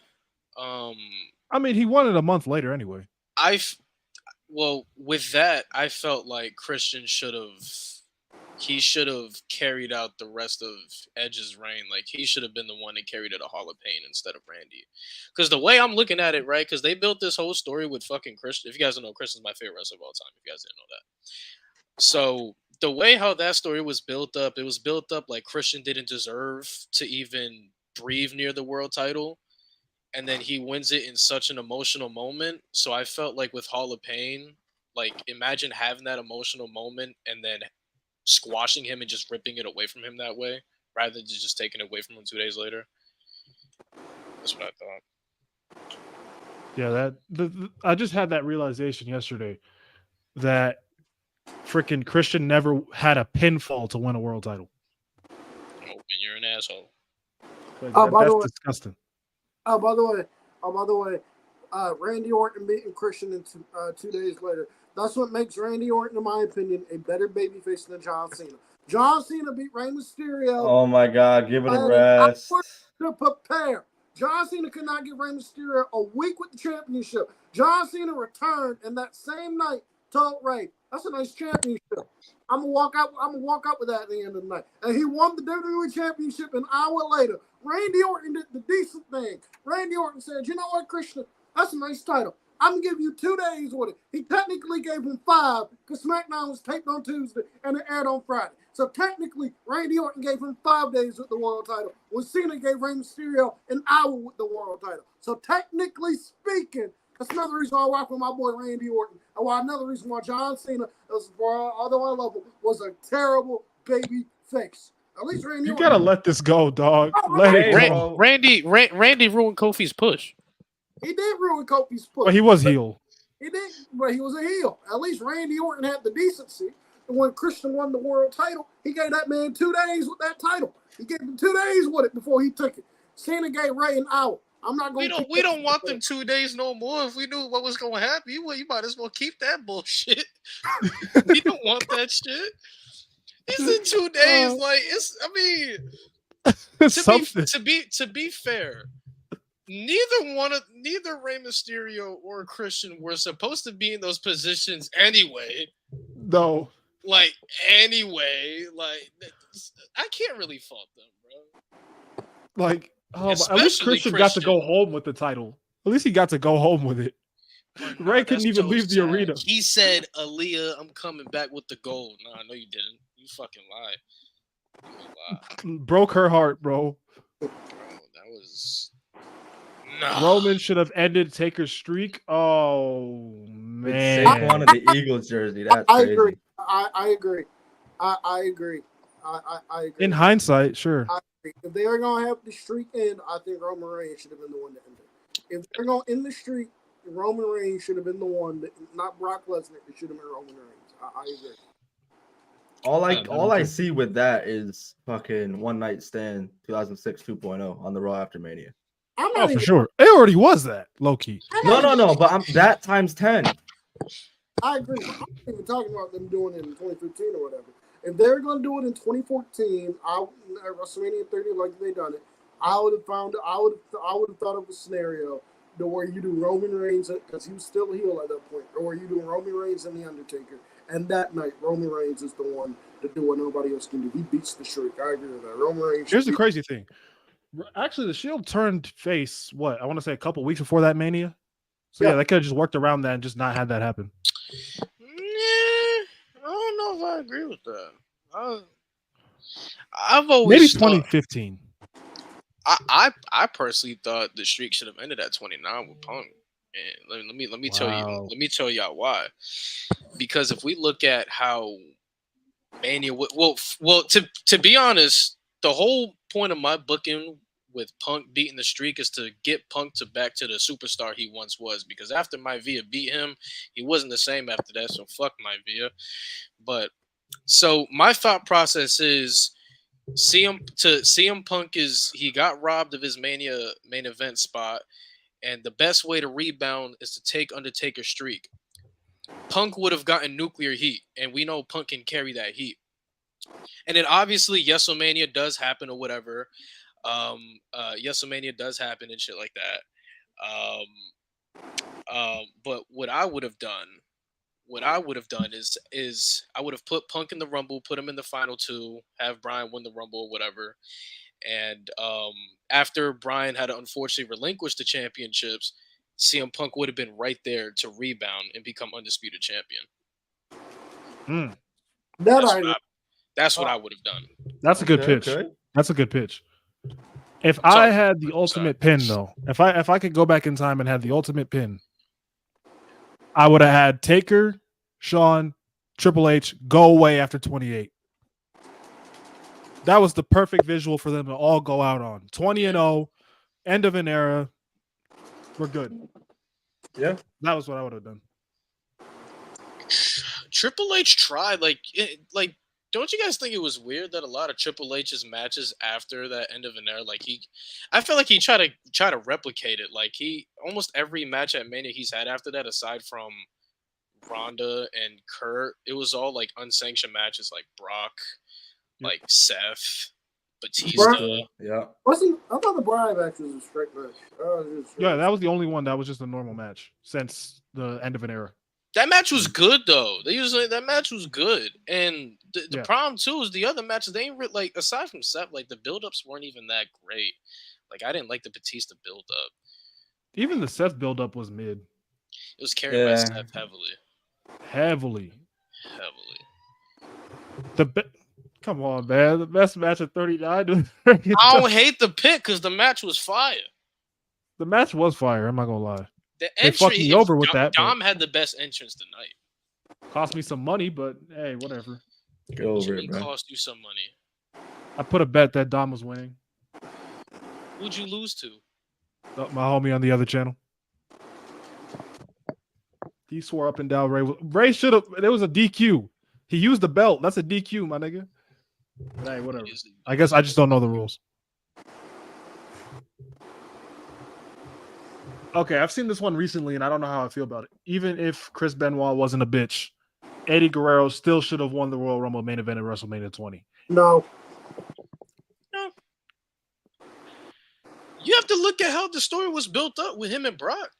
Like Eddie won the Battle Royal on SmackDown, and then they did the whole small build up. Like, gotta remember, like Eddie was coming back off of drugs and stuff, and they used that as playing to the story. Could they use that for the Rumble? Yeah, but I don't know. I like the build up. I prefer the build up. Yeah, the No Way Out moment was perfect. I think it's kind of too perfect to mess with that. Chris, you a Patriots fan? You know it. Good fucking God. My condolences. I apologize. Hey, bro, don't feel bad for me, bro. I saw my team win a lot. I'll be all right. That is true. Y'all dominated the league for a minute. That's why I'm chilling. Like, I don't like losing. I'm a Dolphins fan, so I hate you guys. I don't hate the Dolphins, but Tua does own us, so I'll give you all that. We have not beaten Tua since he's entered the league. Nope, never will. That's how I feel about my Lakers. When bro. we get Jaden Daniels in about 2 months. But y'all not getting Commander's gonna get him. Commander's gonna get him. Oh God. Bruh. Off topic. This women's My Rise is crazy. I'm playing My Rise right now. So far, I've been a part-time movie star, so I've been The Rock so far. I've been a part-time movie star so far. I've been Rhea Ripley. I've been Rhea Ripley so far, where they call me Poppy. And now I'm Alexa Bliss and Bray Wyatt with this supernatural shit. What the fuck? You said they call you Poppy? They called me. What kind of game is this? I played 2K24. Damn, stop again. They got me doing. Hey, yo. You didn't care for Austin and Brett. That's crazy. I'm sorry, but that's crazy. You didn't care for a top 10 Mania match full time? Log off. Top 3. Yeah, Ultra Extra log off. Ultra, you gotta log off. Hey, man. Hey, we did ask for this. Log off, bro. You done for the night. Yeah, we did ask for hot takes, and that is a hot take. We can't hate it. Can't hate it. This is a hot take I feel so strongly about, and I agree completely. Yes. Shawn and Brett at Mania 12 is the most overrated main event in the history of WrestleMania. Yes. Oh, wow. It is so boring until the last 10 minutes. Just a bunch of rest spots and no pinfalls. I think the match should have been better if they. I think the match should have been better if instead of announcing it's going 60 minutes, they just didn't tell anybody it was going 60 minutes. They should just had a straight up match. But then again, you let them go out there and you let them go 60 minutes, and you don't tell them they're going 60 minutes. That's the Iron Man match, right? Yeah, I hate when people. I hate when people put that up there as one of the best Iron Man matches. Like, no, that shit went to OT, right? OT, yeah, because it had no pins. Yeah, right. That's crazy. For a whole hour, no pins. Are you serious? That's crazy, bro. Pissed me off playing that at the 2K14 showcase. I let my brother play it. I didn't do it. You used to be there for an hour. You let your brother play? I was not doing that one. Bro. Why that shit pissed me off? I hate when people rank that match so highly with Iron Man matches. Like, bro, no. I can't do it, man. That match is boring as fuck. Like, we're not gonna act like Seth. We're not gonna act like Seth and Dolph don't clear that match. Come on, man. Yeah. Even though that Iron Man match wasn't that great, it still clears. What? You didn't like it? I know. It's because of the crowd. It's the crowd's fault. Bro, that was It's the fucking crowd's fault. the last like 2 minutes was one of the best 2 minutes I've seen in my life. Bro, I thought that won. I thought Seth won. What, something done from Extreme Rules? Yeah. I don't like that. I don't like it. Bro, I liked it for the most part, but the fans were making me. Yeah, the fans ruined angry. it, but the last 2 minutes of that match, gang. So good. Cinema. Now, Seth and Dolph's feud to me is underrated. They had some bangers, bro. Every week. That one Raw match they had, the Extreme Rules match, of course, and then the SummerSlam opening from 2018. One of the best SummerSlam openers ever. That reverse Falcon arrow was nasty as hell. Oh my god, bro. That was the first time he did that, wasn't it? I believe so. Yeah, that caught me off guard. The crowd like gave them a standing ovation. That match don't get talked about enough. Cena should have turned heel on Rock at 28. He was going to. I'm torn. That? He was going to. That was the plan before Vince got cold feet. I'm torn on that. I'm very torn. I don't know. I feel like when it comes to the John Cena turning heel thing, like I'm not all the way sold on it. Like he never needed to. No, I don't. I never thought he needed to, bro. I'm with you there. Fuck that. What do you gain from it? Nothing. Like it's one of those things. Like, wouldn't it have been cool to see? Yeah, but I think Cena has that luxury where he can just flip it whenever he wants to. Exactly. Yeah. So no, I don't know about that. And I don't want a new theme song because it's not better than My Time Is Now. I don't care what it is. Absolutely not. No, absolutely not. Let's see here. What's another hot take? Oh, this is when I say hot takes, this is what I'm looking for. WrestleMania 36 is a top 5 Mania if it has a crowd. No, it's not. No. Top 5 is crazy, but that's what I ask for when I ask for hot takes. That's guys. a good one. That's a good one. I don't agree with it though. I don't know if I agree with it. Rollins KO was good on night 1. The triple threat ladder match for the SmackDown tag titles, I thought for what it was good. It was good. Edge and Orton probably is better if they have a crowd. They don't have to do all of that for 40 minutes. Becky would have gotten booed out the building. Oh yeah. She would have got booed out of the building for beating Shayna Baszler. Well, then again, what was that? What was it we said on the other pod? It was like they let her win because of what? They want to let the kids be happy during COVID. Yeah. COVID. Yeah. So that means Shayna was originally booked. Probably. I mean, the way they presented her, probably. So I'm thinking in the contrary. If the results stay the same, Becky would have gotten booed. Braun Strowman would have got the illest cheers ever. Swear to God. I know Becky wanted to put Shayna over before. Becky Yeah. wanted to put Shayna over before Vince was like, no. So. That decision is so bad that Becky announced that she's pregnant literally the next week. Yeah, that shit's dumb. That is, but here's the thing I don't understand, okay, about this WrestleMania right here. That automatically disqualifies this. I'm an Alexa Bliss fan, okay, so keep in mind what I say here. They gave her the opening match at WrestleMania, and that match was 15 minutes. Alexa Bliss should not be wrestling for 15 minutes. I love Alexa Bliss, but that woman should not be wrestling for 15 minutes. She should not be. Damn. So that alone. Who did she face? The Kabuki Warriors. Who the fuck asked for that? I have no idea. I didn't ask for that. John Morrison should have beat Miz for the belt at 27. What? Yes, I agree with that. Yes, I agree with that. Now I'll tell you what match John Morrison should have won, and that was that Falls Count Anywhere match on Raw. That's the match he should have won. That was the match he was built to win. That is one of the best Raw. Okay, I'll give you By that. the way, that is one of the best Raw matches in the history of Raw.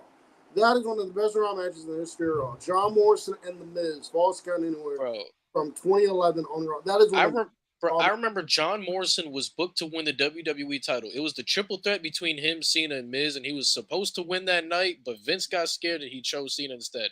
I will never forget. I'm a big Morrison guy. He should have had it wrong. I mean, hey, in hindsight, it gives us Summer of Punk, or at least Money in the Bank. So In hindsight, I'm okay. No, I agree. I think John Morrison should have won. I've talked about this before at WrestleMania 27. I would have done John Cena and The Undertaker in the main event that year. And I would have done Miz and Morrison for the WWE title, and I would have had Morrison win. I would have had Morrison win the Rumble, and you do Morrison and Miz. Wow. Title with Morrison win it. I actually agree with that. I think that should have been the match. I will continue to say the one thing that made John Morrison, because if you remember, especially in 2011, John Morrison was being built up strong to the point where it looked like Morrison was going to win that WWE title. It looked like they was about to strap the rocket to him and win the world title. And I will continue to say this. The one thing that made Vince McMahon not do it was the fact that man could not cut a promo to save his life. I think that was the one thing that made Vince McMahon go, yeah, I'm not. Yeah, he was a pretty bad promo. I don't know. I felt like, I'm not saying I disagree with you, but I feel like the wrong thing was that they were building him up as a babyface, because I've seen him as a heel in Lucha Underground, and he can cut a good-ass promo. So if they built him up as a heel, I feel like that would have been better than building him up as a babyface. I'm not mad at you. Okay. What the hell happened? You want a hot take, Mo? Yeah, my internet froze on me. Huh? You want a hot take? I want a hot take. Let's hear it. With the run he's on right now, this man, I believe, is 36, and I believe he's going to be going till he's 44, which means he's roughly probably going to be on like 5 Manias, 6 Manias. You got Undertaker and Shawn as the 2 greatest WrestleMania performers of all time. Right. By the end of his career, I think Gunther will be 3rd. I can see that. Cook.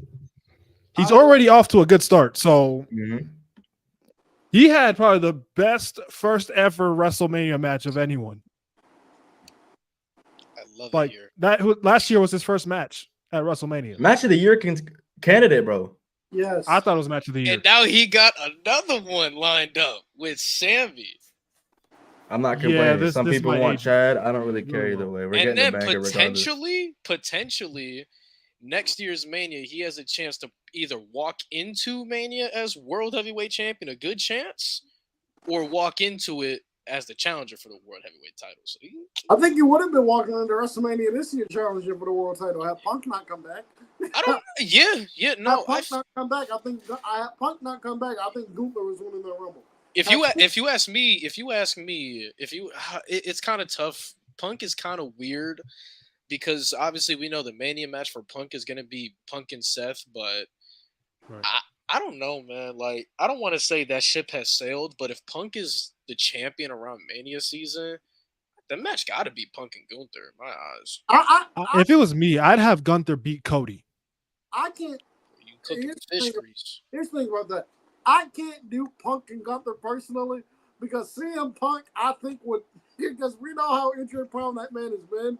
I think you do Punk and Gunther. I think Punk. You don't want him to get worked, bro? You don't want to see that? I think CM Punk might tear every bone in his body wrestling Gunther. You don't want to see. You don't want to see him get the work, bro. You don't want to see him get the work, bro. I like Punk. I like CM Punk. I don't want to see him die. I think Punk would break every bone in his body wrestling Gunther. That is crazy. I know a lot of people don't want to hear it too, but I do feel like Drew probably also has a very strong chance at holding this belt until next year's Mania 2. Just saying. It. You think they do a full 365? No, I wouldn't. I'm not saying they would, but I wouldn't put it past them. I don't think they should. If he resigns, I can see that. I think he should. I think we need to go back to using Survivor Series as another pay-per-view to have major title changes. I think any pay-per-view should have that potential. After Roman loses, like I remember when I was coming up, people would lose titles at No Mercies, Unforgivens, Armageddons. Like, what Eddie happened Guerrero to those days? wanted that No Way Out. Out of No Way Out. Like, what happened to those days, man? AJ Styles beat Jinder on a random SmackDown in London. On a SmackDown. Yeah. Like, Jinder won the title on the Backlash. He won it on the Backlash. I do miss those. And now we're in a point in time in wrestling where the B show level pay-per-views, I don't even consider them B show anymore. They're holding them in stadiums outside of the country. Exactly. Like Backlash is going to France. Like, when's the last time they went to France? Bash in Berlin. What the fuck is a Bash in Berlin? But they Clash got at the Castle from a couple years ago. I have a question run it about back. that. I want them to do it again so bad. Like it's like two WrestleManias of 1 year, bro. Here's a hot take outside of WrestleMania sphere. Clash at the Castle 2022 is a top 10 WWE pay-per-view of all time. Yes, I agree. I agree.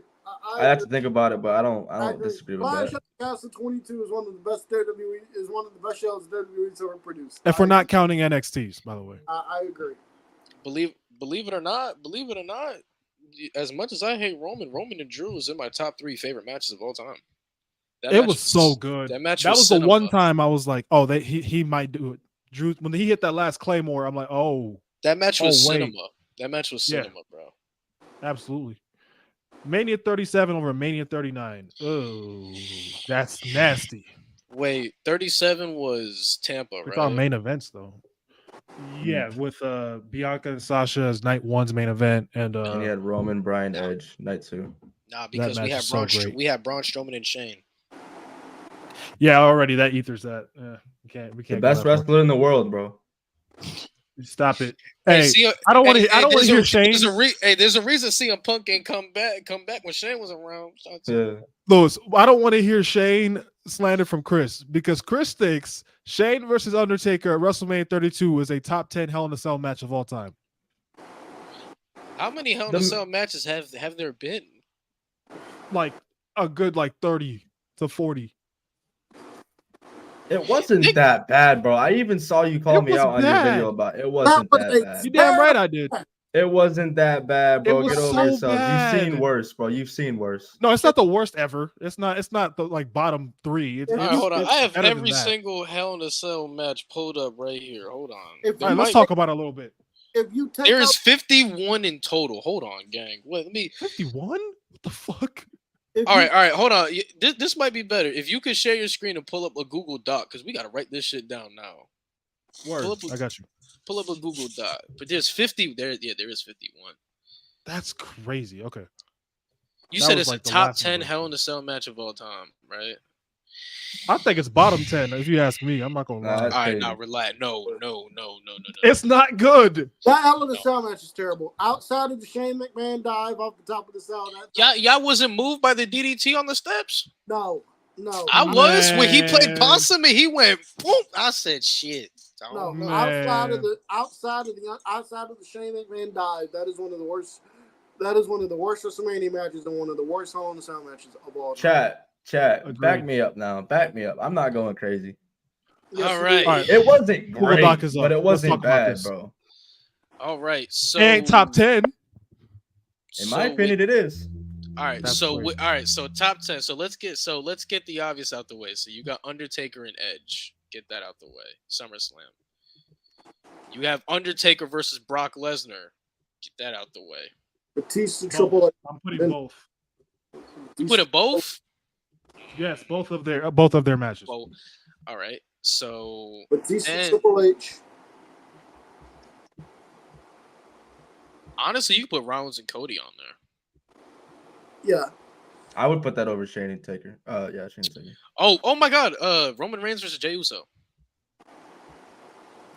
Fuck Roman though. I don't care. Right.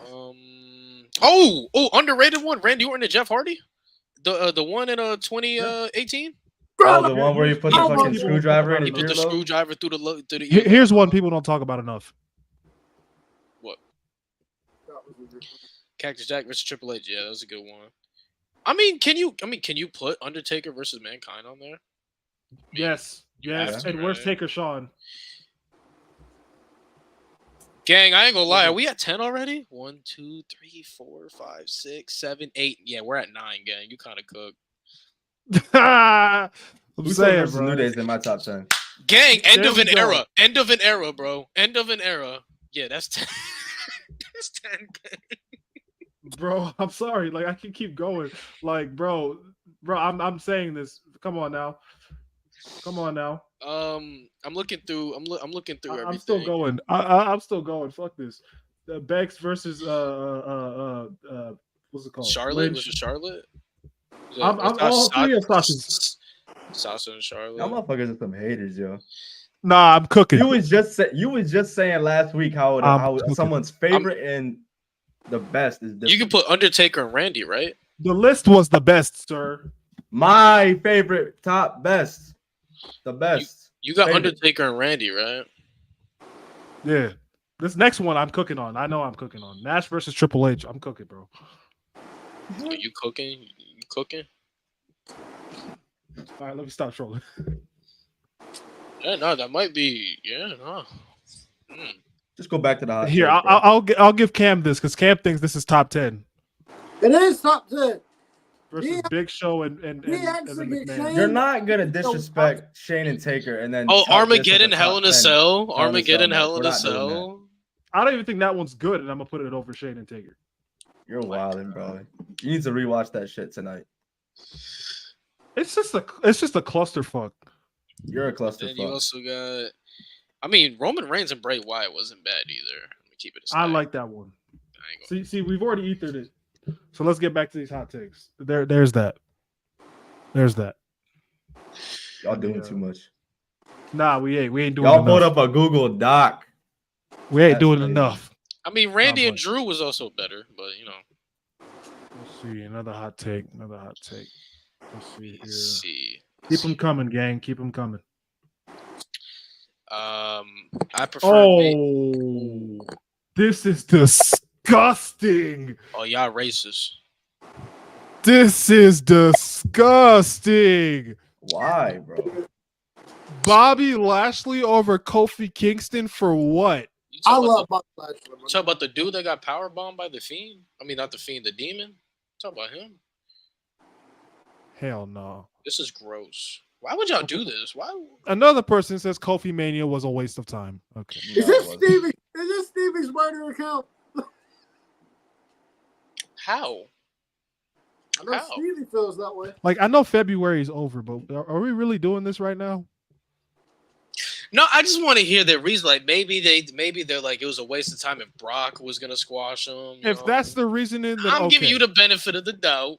We're gonna need people to start explaining themselves after they say this shit. Yeah, because if you know this is like a scorching hot take, then you got you gotta join the TikTok lives that be happening, gang. This should be wild, bro. I got a hot take for y'all. I got a mini hot take for y'all. I rewatched WrestleMania 27 to see if I had any biases towards it. I think it gets way too much hate. It's not that bad. Yo, what are we doing here? What are we doing here?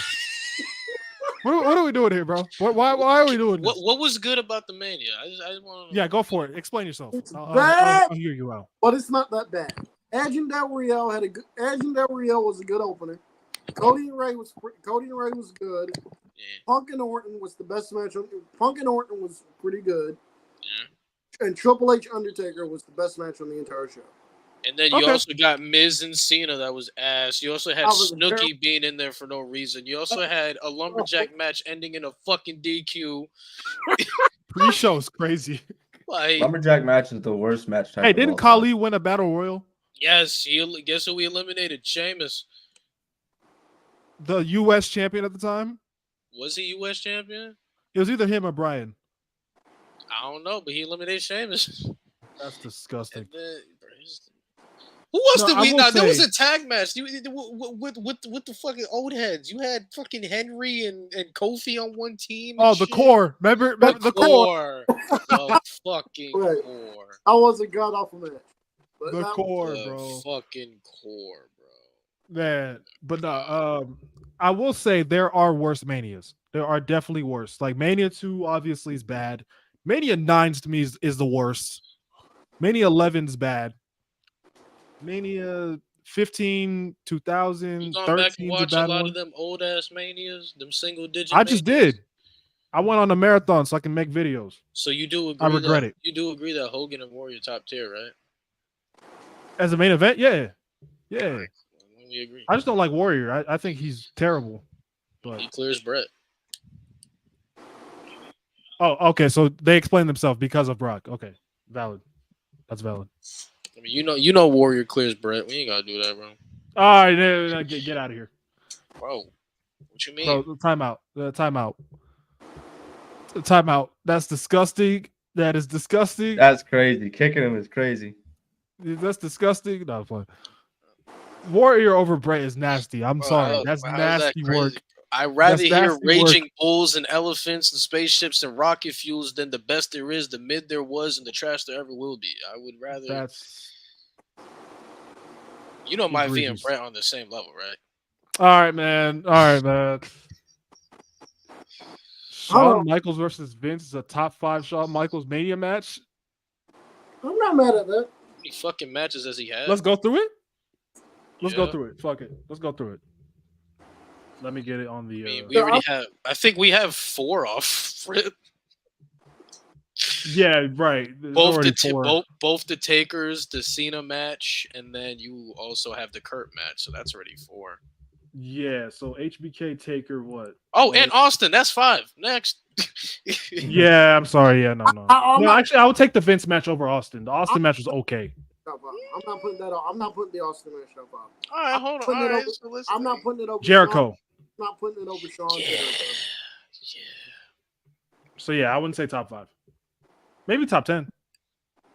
Yeah, I think Jericho has become an underrated in-ring performer. Like, he doesn't get brought up in a lot of those convo. Prime Jericho? No.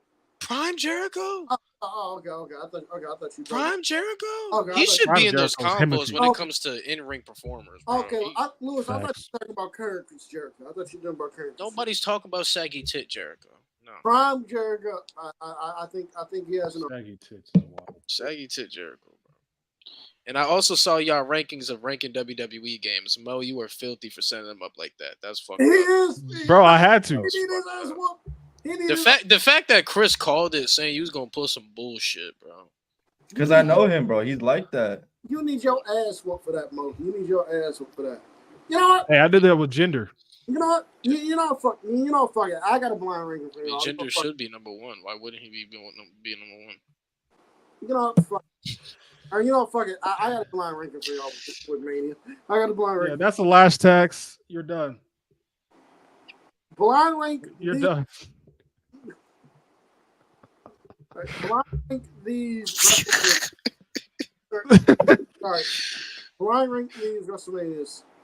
WrestleMania 23. Wait, we blind ranking? Yeah. I've never done no shit like this. WrestleMania 23. What the fuck was that? 3. So you're gonna put it at 3. Yeah. All right. Okay. WrestleMania. Okay. So you're gonna put it at 3. WrestleMania 39. Last year's. 2. 2. Oh. 2. I put it 2. I don't know what bullshit you finna pull. Yeah, 2. Fuck it. See, it's tough, isn't it? It wouldn't be 1 because of the decisions. Yeah, right. Yeah, night 2 was weird. Yeah, I put it 2. Night 1, for whatever reason, always clears night 2. WrestleMania 28. That is 4. 4. Yeah. So we need 1 in 5? Yeah, Oh god, we're in the same position as we were with the blind rank with the games. Okay. Cam, I swear to fucking Christ. He's gonna pick 2 mid-ass manias, bro. We know this shit. I see right through you. WrestleMania 24. Oh, 1. I'd have to put it at 1, yeah. I'm comfortable putting that 1. Yeah. I love that 1. Mania so much. 24? Underrated. 1. 5. WrestleMania 20. I'm cool with that being 5. I'm not angry with that. Mania 20 is a lot more boring than people remember. Yeah. Ironically, that's outside my of the 2 great Mania. matches, but I got a question for y'all. What is your personal favorite Mania set? 33. Like the design. Yeah, like the overall stage, all of it, logo, all that. 33. I really like 39 last year. I thought 39 last year was Oh, 39s is beautiful. Hell yeah. I thought it was beautiful. I really liked 34 with the New Orleans look. Yeah. The Mardi Gras look, that was beautiful. 17 had a good one as well. It was the first one that had an actual WrestleMania stage. I like Right, 19. I like 29. 29 was cool. 29 was 29 was great. 29 was great. 25 with the star. Yeah. Oh, that shit was. They had some good ass stages, bro. Holy The shit. star. Only thing Yeah, about no, 33, 33 but that to stage me, was long as fuck. Oh my! They had to take carts down to the ring. Yeah, bro. I kind of Jeez. I kind of like 31. It was simple, but it kind of resembled like us going into the social media age. Like they had the play button in there. I like Yeah. that. I like. Yo, can we talk about this real quick? The Terminator entrance was so stupid from Triple H. That was so dumb. You know what? Oh my god! I just watched 31 because of shout out to Chris for the suggestion. Oh my god, that entrance was so cringy. Like, what was Triple H? Triple H had some of the most cringy WrestleMania entrances I've ever seen. Man came in on a tricycle. Bro, that's You're cool and dumb. all. That's cool and all, but the fact that Sting didn't come out on nighttime is crazy. Nah, facts. The fact that Facts. Sting lost is crazy. It's crazy. All On right, top of that, yeah. it's crazy. All right, man. I got another game I want to play with y'all. This isn't WrestleMania themed though, but I got another game I want to play with y'all. I saw this from the I think it's the Deep 3 podcast. Shout out to them. But anyway, they were playing a game called Name Random NBA Players until somebody messes up. I want to do this with y'all. Name random ruthless aggression and PG era stars until somebody messes up. Like just like randoms, like nobody knows these people like that. Randoms, nobody knows them. Or if they do, or if you do know them, they're like, yeah, just randoms.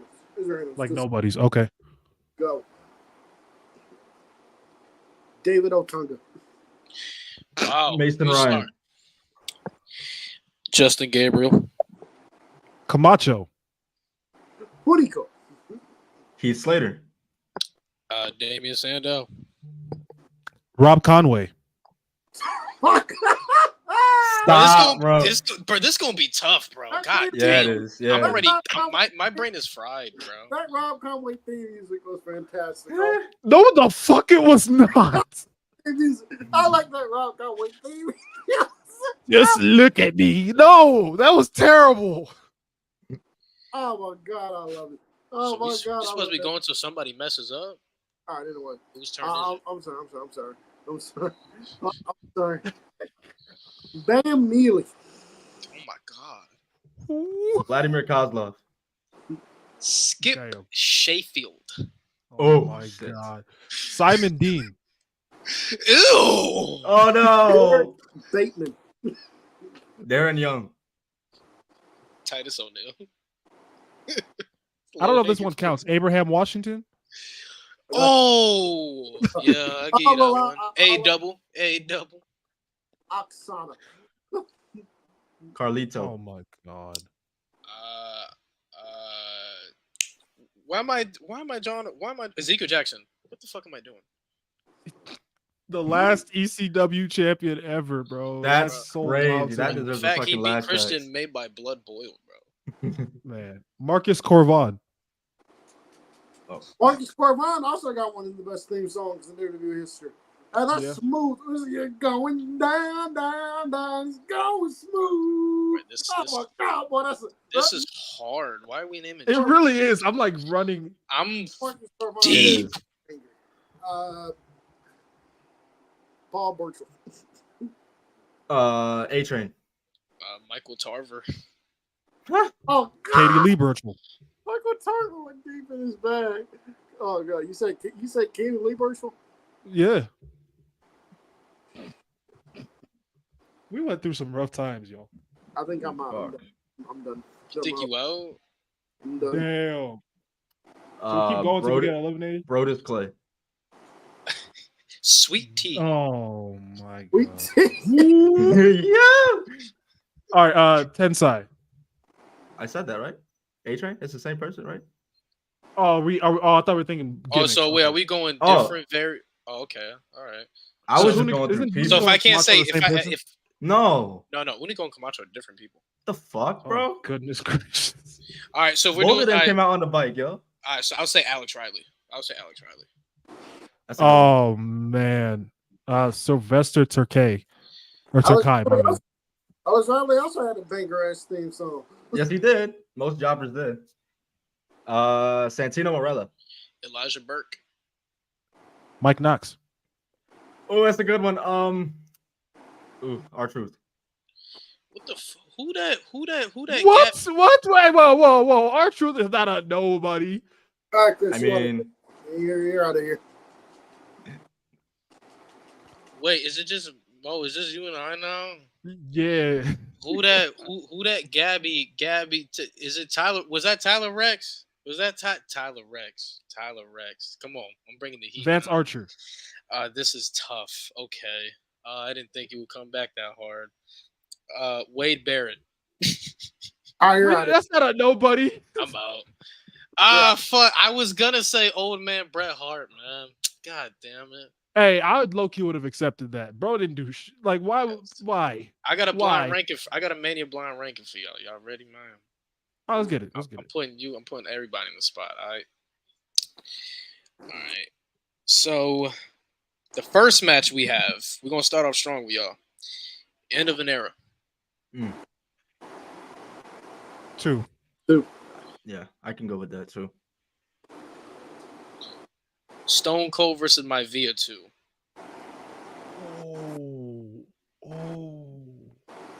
Was that 17? Mm-hmm. Yeah. 1. I kind of want to go 3. I gotta go 3. Put that. I want to put that at 1. Gunther versus Drew versus Sheamus. Damn. I gotta go 1. God. I'm going 4. So what are y'all agreeing on? Wait, is Rockin' Austin at 3 or 1? Cam wanted it at 1, but you and I both had 3. Put it at 3. So we're going 3. All right, cool. Yeah, no, I'm going that match at 4. 4. Kurt and Shawn. 1. All right. Yeah. And Roman and Cody. Yep, 5. Perfect. If the outcome was that to different, me is it almost would a be- perfect list. Yeah. Cool. I probably could have swapped Rock in Austin with Gunther and Sheamus and Drew, but I told you, bro, I'm a I'm big cool time glazer for that match. I watched that match like 20 times. I ain't gonna lie. I haven't seen it since Mania, but I still remember it For vividly. real? Nah. What is wrong? I'm about to get to What? 30. I'm about to get to 39 today. I'm gonna watch 39 today. You're about to get to it. You say that shit like it's a TV series. You dumb. No, because I've been running through them all this last month. You're dumb. Running through all of them. So I'm like, all right, time to watch 39. So wait, is that a tradition you do? Like even with Rumble season, you watch every Royal Rumble ever? Yeah, when I'm trying to make content, yeah. So I know what I'm talking about. Listen, bro, That's dedication, bro. Listen, but that first one was ass, bro. I thank you. It's like I get how iconic it is, but it's like, man, it's a bunch of squash matches, bro. Come on. What was the one where Ric Flair won? 92? Yeah. Was that, bro? That had a lot of Hall of Famers in that shit, bro. Oh, That's God. why some people put it at number 1. It was stacked, bro. It was a stacked Rumble. I ain't gonna lie. And the promo Rick cut after, iconic, bro. Yeah, that helps that Rumble a lot. It's one of the greatest promos I've ever heard in my life. I think it's a top 5 Rumble, but I wouldn't put it the best Rumble ever. Like a lot of people would, like Cam would, but for example, but I wouldn't. I can't wait till we get to Rumble season again. I'll be cooking. Man, low key, part of me wants to put the 2020 Men's Rumble at number 1. I'm not gonna lie. Hey, just know 2018 top 5. I have it 1 right now, but thinking about it, 2020 might clear. You cook 20. All right, 2018. 2020 might clear. 2018 is the best paced Rumble they ever did. 2020 unintentionally, like it was put in a place where it healed everybody unintentionally. Yeah. So if you want to use that, can't argue.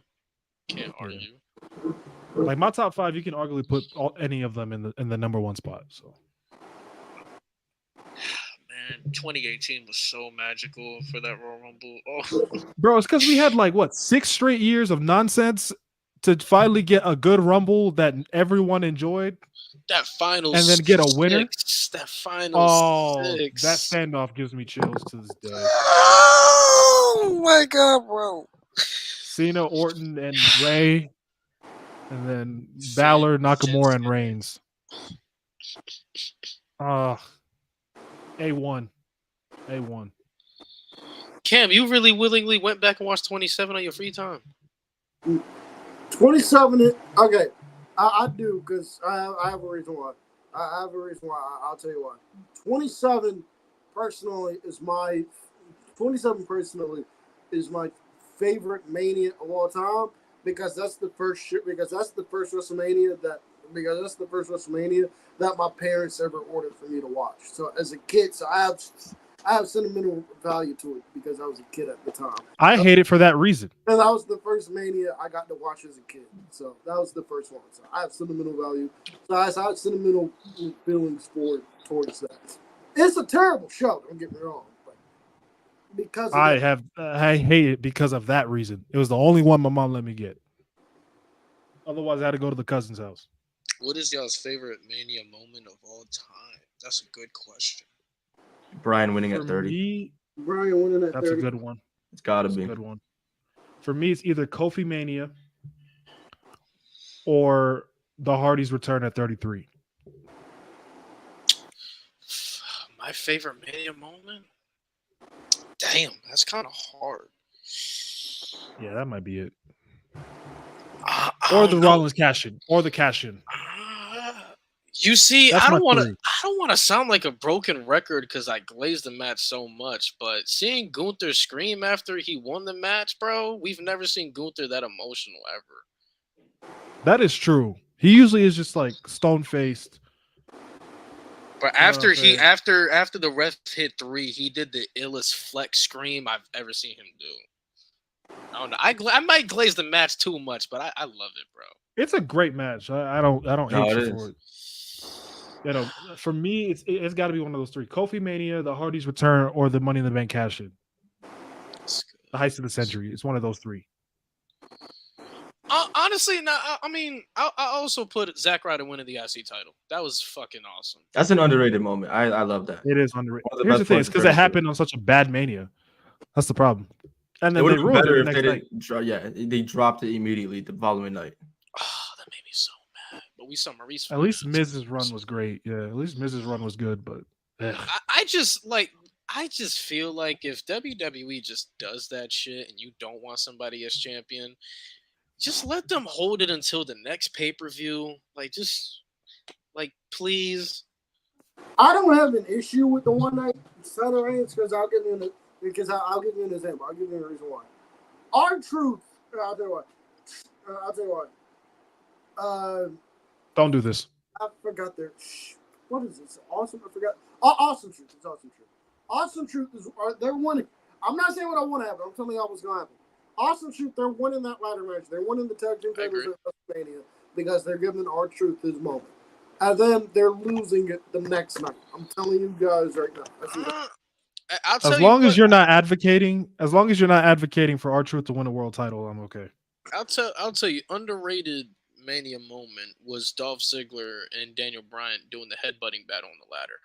Yes. Oh my God. I mean, in hindsight, it's kind of fucked up. You know, Bryan had to retire not even a month later, or had to relinquish the title at least not even a month later, but that was dope. Bro, and then they had they did the same shit the next fucking night. Oh, Brian had to open because Brian had an open challenge for the title and Dolph answered it, and they did the same shit. Yep. Yeah, no, that was a great one. That was fun. So Matt Thunder asks, what's your personal favorite Mania entrance? Oh, that's tough. Cena at 25. Some people hate that one. I don't know why. I think it is iconic as fuck. They don't like that one. I like Cena at 23. I like Cena at 23. Was that the one with when CM Punk was one of the henchmen at the Tommy gun, or was that something else? 22. Okay. 22. 23 was when it started at like this. It started out like this local like diner, like bar, whatever. I guess Cena was at, and then he got in the Mustang, and then he drove the Mustang through the glass. Okay. Yeah, I remember that. Thought y'all would never ask. Come on, man. Yeah, see, is right there. It's on my wall for a reason, bro. It's like that's so cool. Just the hands reaching up. Oh my god. Bro, or Taker's entrance at 14. Bro, I hate the fact that I hate him, but that piano entrance last year, bro. Oh, that was cook. Where's the piano entrance? Roman's entrance from last year. That was so dope. That was so dope. Bro, you know actually Bianca's at 38. That was heat. Bianca's at Yeah, it was. Oh man, Bianca's great. Man, Bianca has the potential to be the freaking GOAT. I'm just being dead ass with y'all. I can't wait for Gunther's entrance, bro. This shit about to be majestic. I can't wait for Cody's entrance, bro. We're gonna get the loudest whoa of all time. We're gonna hear that shit twice. Well, he's gonna have to do two. You think they start off with the American Dream song and then transition to American Night? Maybe on night two. That'd be beautiful. I'd probably cry off of that. I'm not gonna lie. America.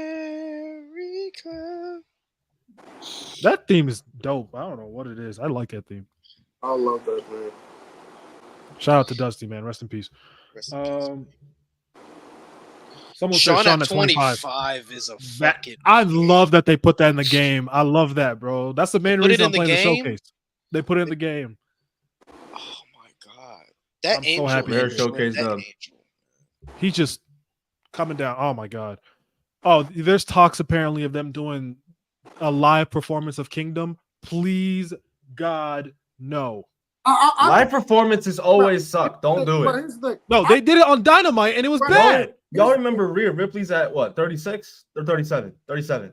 Awful. Yeah, I didn't like it. But here's the thing. I don't want. Only good one was Limp Bizkit. Only good one was Limp. Was it Limp Bizkit? Was it Limp Bizkit? Yeah. Mania 19. Yeah. I'll tell you guys one. Here's one. I don't want a Kingdom Live entrance. I want them to give Bailey Paramore. Get Paramore to do Bailey's entrance at 30. Get Paramore to do Bailey's entrance this year. The girl wants it. Paramore said they're willing to do it. Pay Paramore what they want. Pay Paramore what they want. Get Paramore to do Bailey's entrance at WrestleMania this year. That's what I want. I hope they give it. Oh, shout out Miguel. I forgot about this one. Miro's entrance at Mania 31 came out on with the tank, bro. And he fucked Lana in it. He said, that's the one. Real G shit, bro. That's fucking the one. Cameo with Ricky Starks too. Good lord, did it actually? Yeah. Oh yeah. He was holding one of the flags. Yeah. Shout out Ricky. Did not know that. Man. These entrances gonna be long as a bitch, huh, bro? It's gonna be a long. That's why night 2 is better. Or excuse me, 2 nights are better. Oh, of course, absolutely. So we can digest it better, not feel rough. Hey, for one night, can we get that Walter theme? No. That shit needs to come back. I'm kind of over it. That shit needs to come back. The Gunther theme clears that shit, bro. I don't think so. Y'all lost me there. It's not bad. I like it, but Walter's is better. Bro, people don't understand that Gunther theme just gives him that final boss aura. I like that it starts with the piano or whatever that instrument is. I like that it starts. Yeah, but Walter's old theme gave fans something to like sing along to. Bro, can't do shit with his current song. Yes, you can. This theme song goes hard as hell, bro. Do you hear people in the crowd singing along with his song? Feel or not? Bro, I got it in jukebox, bro. And every time the part that comes on where it goes, Gunther. But I'm Mac. I'm hoping we get Broken Dreams for Drew, bro. Oh my! I want Dreams and Nightmares. That would have been perfect. But nah, Meek not beating the allegations. I don't want him. Nah. Yeah. I don't want him. Yeah, you're not wrong. But I want Broken Dreams so. They just need to bring it back permanently. I like the current theme, but it doesn't fit his current character anymore. It did before, but now with this menace that we got, nah. I don't know if Khris cashes in on him, you might have Broken Dreams. Because his dreams will be broken. Shit. I'm torn. Do y'all really want Priest to cash in on him? I don't. No, I don't. No. I'm Puerto Rican, of course I would. Of course. Oh yeah, fair enough. Fair enough. That's different. Fair enough. Of course I want it. Y'all had Kofi Mania. Especially us West Africans, bro. Let me get Priest Mania, damn it. Priest Mania. I hope that. Hey Mo, what I've been saying the past couple of days, bro. Priest cashes in on Drew. We might see him swing that sword for real backstage. He might actually. Niggas' head's coming off. What the hell do I have to do to finally get some respect around here? You're Bro, dumb Nate's with the impression fucking, be killing oh me. my God. Hey, I will say this. I will say this for WrestleMania this year, because New Day are going to be in that ladder match. New Day's going to be on the show. They're going to be in that ladder match. I hope Big E is with them for their entrance this year. I hope they do the whole. I hope they hold the deuce. I hope they do the whole spiel, and I hope Big E is with them for their entrance this year, because Big E is going to be there. So, Bro, at least announce them. If he cashes in on Cody, pack it up, bro. If he cashes People in on gonna call this the worst WrestleMania of all time. Yeah, if he cashes in on Drew, I don't think he'll die. If he cashes in on Cody, he's not making it out of Philadelphia. No, they gonna kill him. Yeah. The crybaby's gonna get him and hang him. Yeah, unfortunately. This is crazy. Oh my God. Yo, I didn't even, bro, how did y'all follow me? Everywhere I go. Beach ass. But Mankind is better though. Oh my God. How is he not better? He's More just not, versatile, more charismatic, better matches, bro. Better matches. Okay. Right, better matches, bro. This is crazy. What is you have, bro? I've been on this pod for over an hour, and nobody ever told me anything my Via does good. Talk. No, he don't even do that good. His daughter does it better. Are you about to tell me that Becky does the Rock Bottom better than the Rock? Listen, when it comes to the My Via South, Booker T clears. I ain't gonna lie. The My Via South is crazy. We gotta stop this. To be fair, what he says about his daughter being better on the mic, I would much rather listen and much rather look at Ava Rain for the promo than I would The Rock. To My Via who nobody want to see his wrinkly ass no more. This is craziness, man. Why do you like You My should just Via? turn it to a Dwayne roast. It's that mana, bro.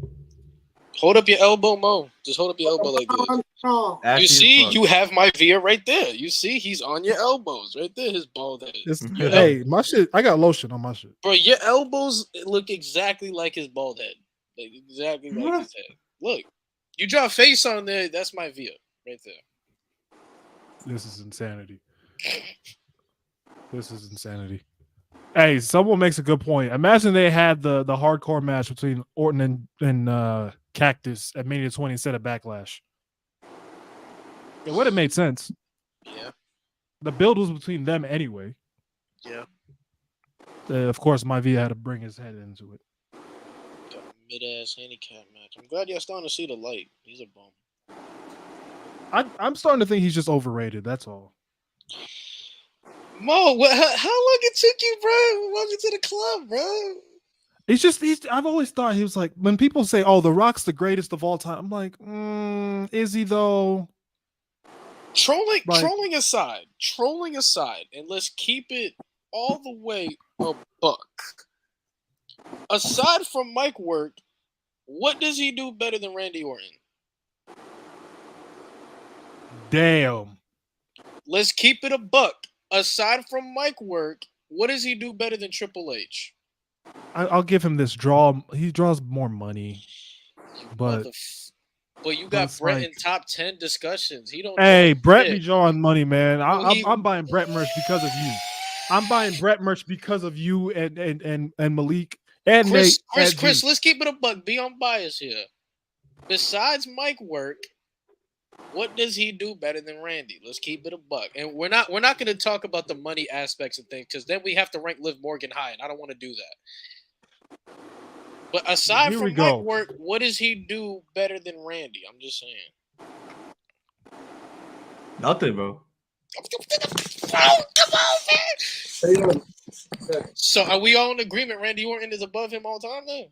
Yeah, I would have said yeah to that anyway. I don't know. It's a conversation. Everything I love, Prime My V is better in ring than Ray. No.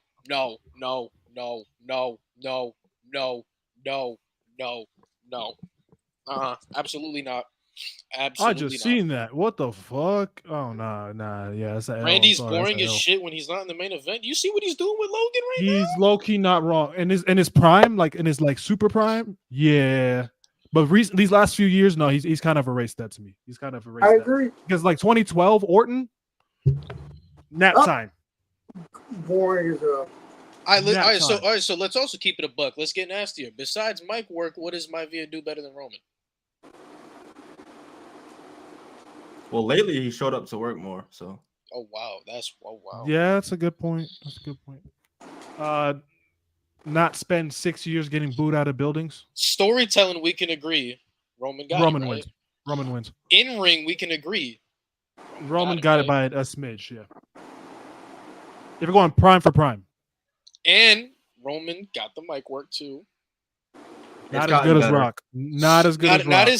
Not as good as him. But I'm just saying, gang. I'm just saying. If Roman didn't spend 6 years of having failure, I think this would be a much closer conversation. You are not wrong. That's the thing. Not wrong. Rock didn't fail. Rocky Maivia failed, but it lasted what, a year, and then they figured it out. I don't know. I mean, it's still going, so it's kind of hard to say. Oh my God! It's still kind of going. Remove the hate from your heart.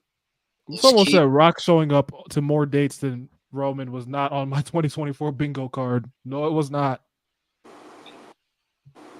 I'm just saying, let's keep it a buck. Besides mic work, what does Maivia do better than CM Punk? Let's keep it a buck.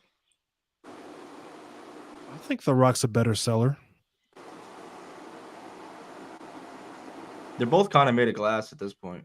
Are we going? So, I'm not going to tax selling, but if we're I think Rock gets underrated in ring. I'm gonna be honest. His sharpshooter sucks though. Oh my God. He's above average. That's what I say about Cena. He's above Cena's average. in-ring work was always overhated, bro. I agree. Always. Nah, imagine telling somebody in 2011 that The Rock would be more active than John Cena in 2024. That is, I wouldn't believe. That's it. sad. That's saddening. Now that I think about it. You got The Rock about the main event Mania. And you got Cena running out naked at the Oscars, bro. Man, can we not talk about that? My eyes are still traumatized. Yeah, that's kind of gross. There you go, Cam, bro. Karma caught up with Cena after all that Ray shit. Public humiliation, bro. You gotta love it. That's crazy. I mean, I'm just saying, man. Maivia not who people think he is, because he does get too much credit. Because here's the thing, right? Let's talk about his prime, right? He was always number 2. He was always number 2.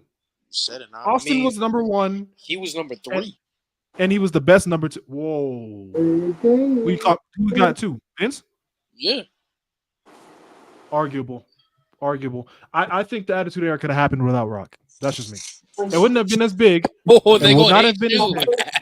It would not have been as big. I'll give you that. But Austin and Vince were the reason why the Attitude Era kicked off. It even kicked off because of Vince turning heel from the screw job. Let's keep it a buck. And then when Rock became the man, Austin was still number 1. And it wasn't until 2000 when Austin went out with neck surgery or with his neck getting fixed that Rock became the number 1 babyface. And then as soon as Austin came back in, who slid back down? Honestly, I'm gonna keep it a buck, bro.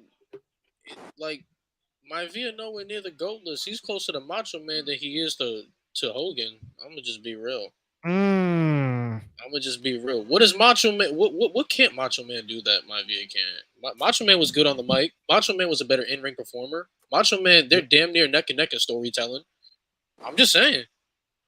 I agree completely.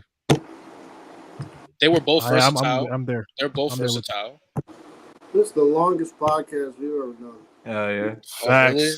Hey, we got a 4-hour pod on the other one, bro. That's it's because I've been yapping too much. I apologize. Nah, we good. Yeah, all right, bro. Fuck that. All right. You got to get this dude back on the show, man. Get this dude back on the show. Got you, bro. We might have to bring the whole crew. We need Esco back. Hey, Esco, yeah. Macho had a long run. He had a great. Rest in peace to the man. Rest in peace to the dog. Facts. They took too long to put him in the Hall of Fame. Way too long. They let the man pass away first. Like, that's crazy. Way too. Get Ross Raw. I mean, he follows everybody on IG now. Not me, but he don't follow you. Nah, I'm not bothered by it. Still my dog, but hey. Nah, he got to follow. I'm about to hit him up like, Ross, what's going on, gang? No, that's good, bro. That's good, bro. That's my dog, man. I still fuck with Ross, man. But all right, guys, we're gonna wrap it up here. It's been episode 18 of the Rated M podcast, man. I am gonna go break my fast. It's finally time to go break. So Ramadan. Thank good goodness. Shit, bro. Good shit, bro. Shout out to Luis for pulling up, man. Hell yeah, bro. Appreciate you having me on. It was a yap fest. I apologize. You don't have to apologize, bro. This is the place to do it. It was a W fest. I will say though, I'm trying to tell y'all, my V is not who you think he is. Gunther's gonna be above him all time, and that's just what it is, bro. I'm trying to tell y'all. Wow. Nah, but you gotta tell us. You gotta tell us why. Why do you hate him so much? Do you actually want to know why? Yes. I know, yeah. He knows what he did. Oh my. He knows what he did. Why we on this? Well, he knows what he did. This is insanity. What do you think he did? And I'll tell you if it's in the ballpark.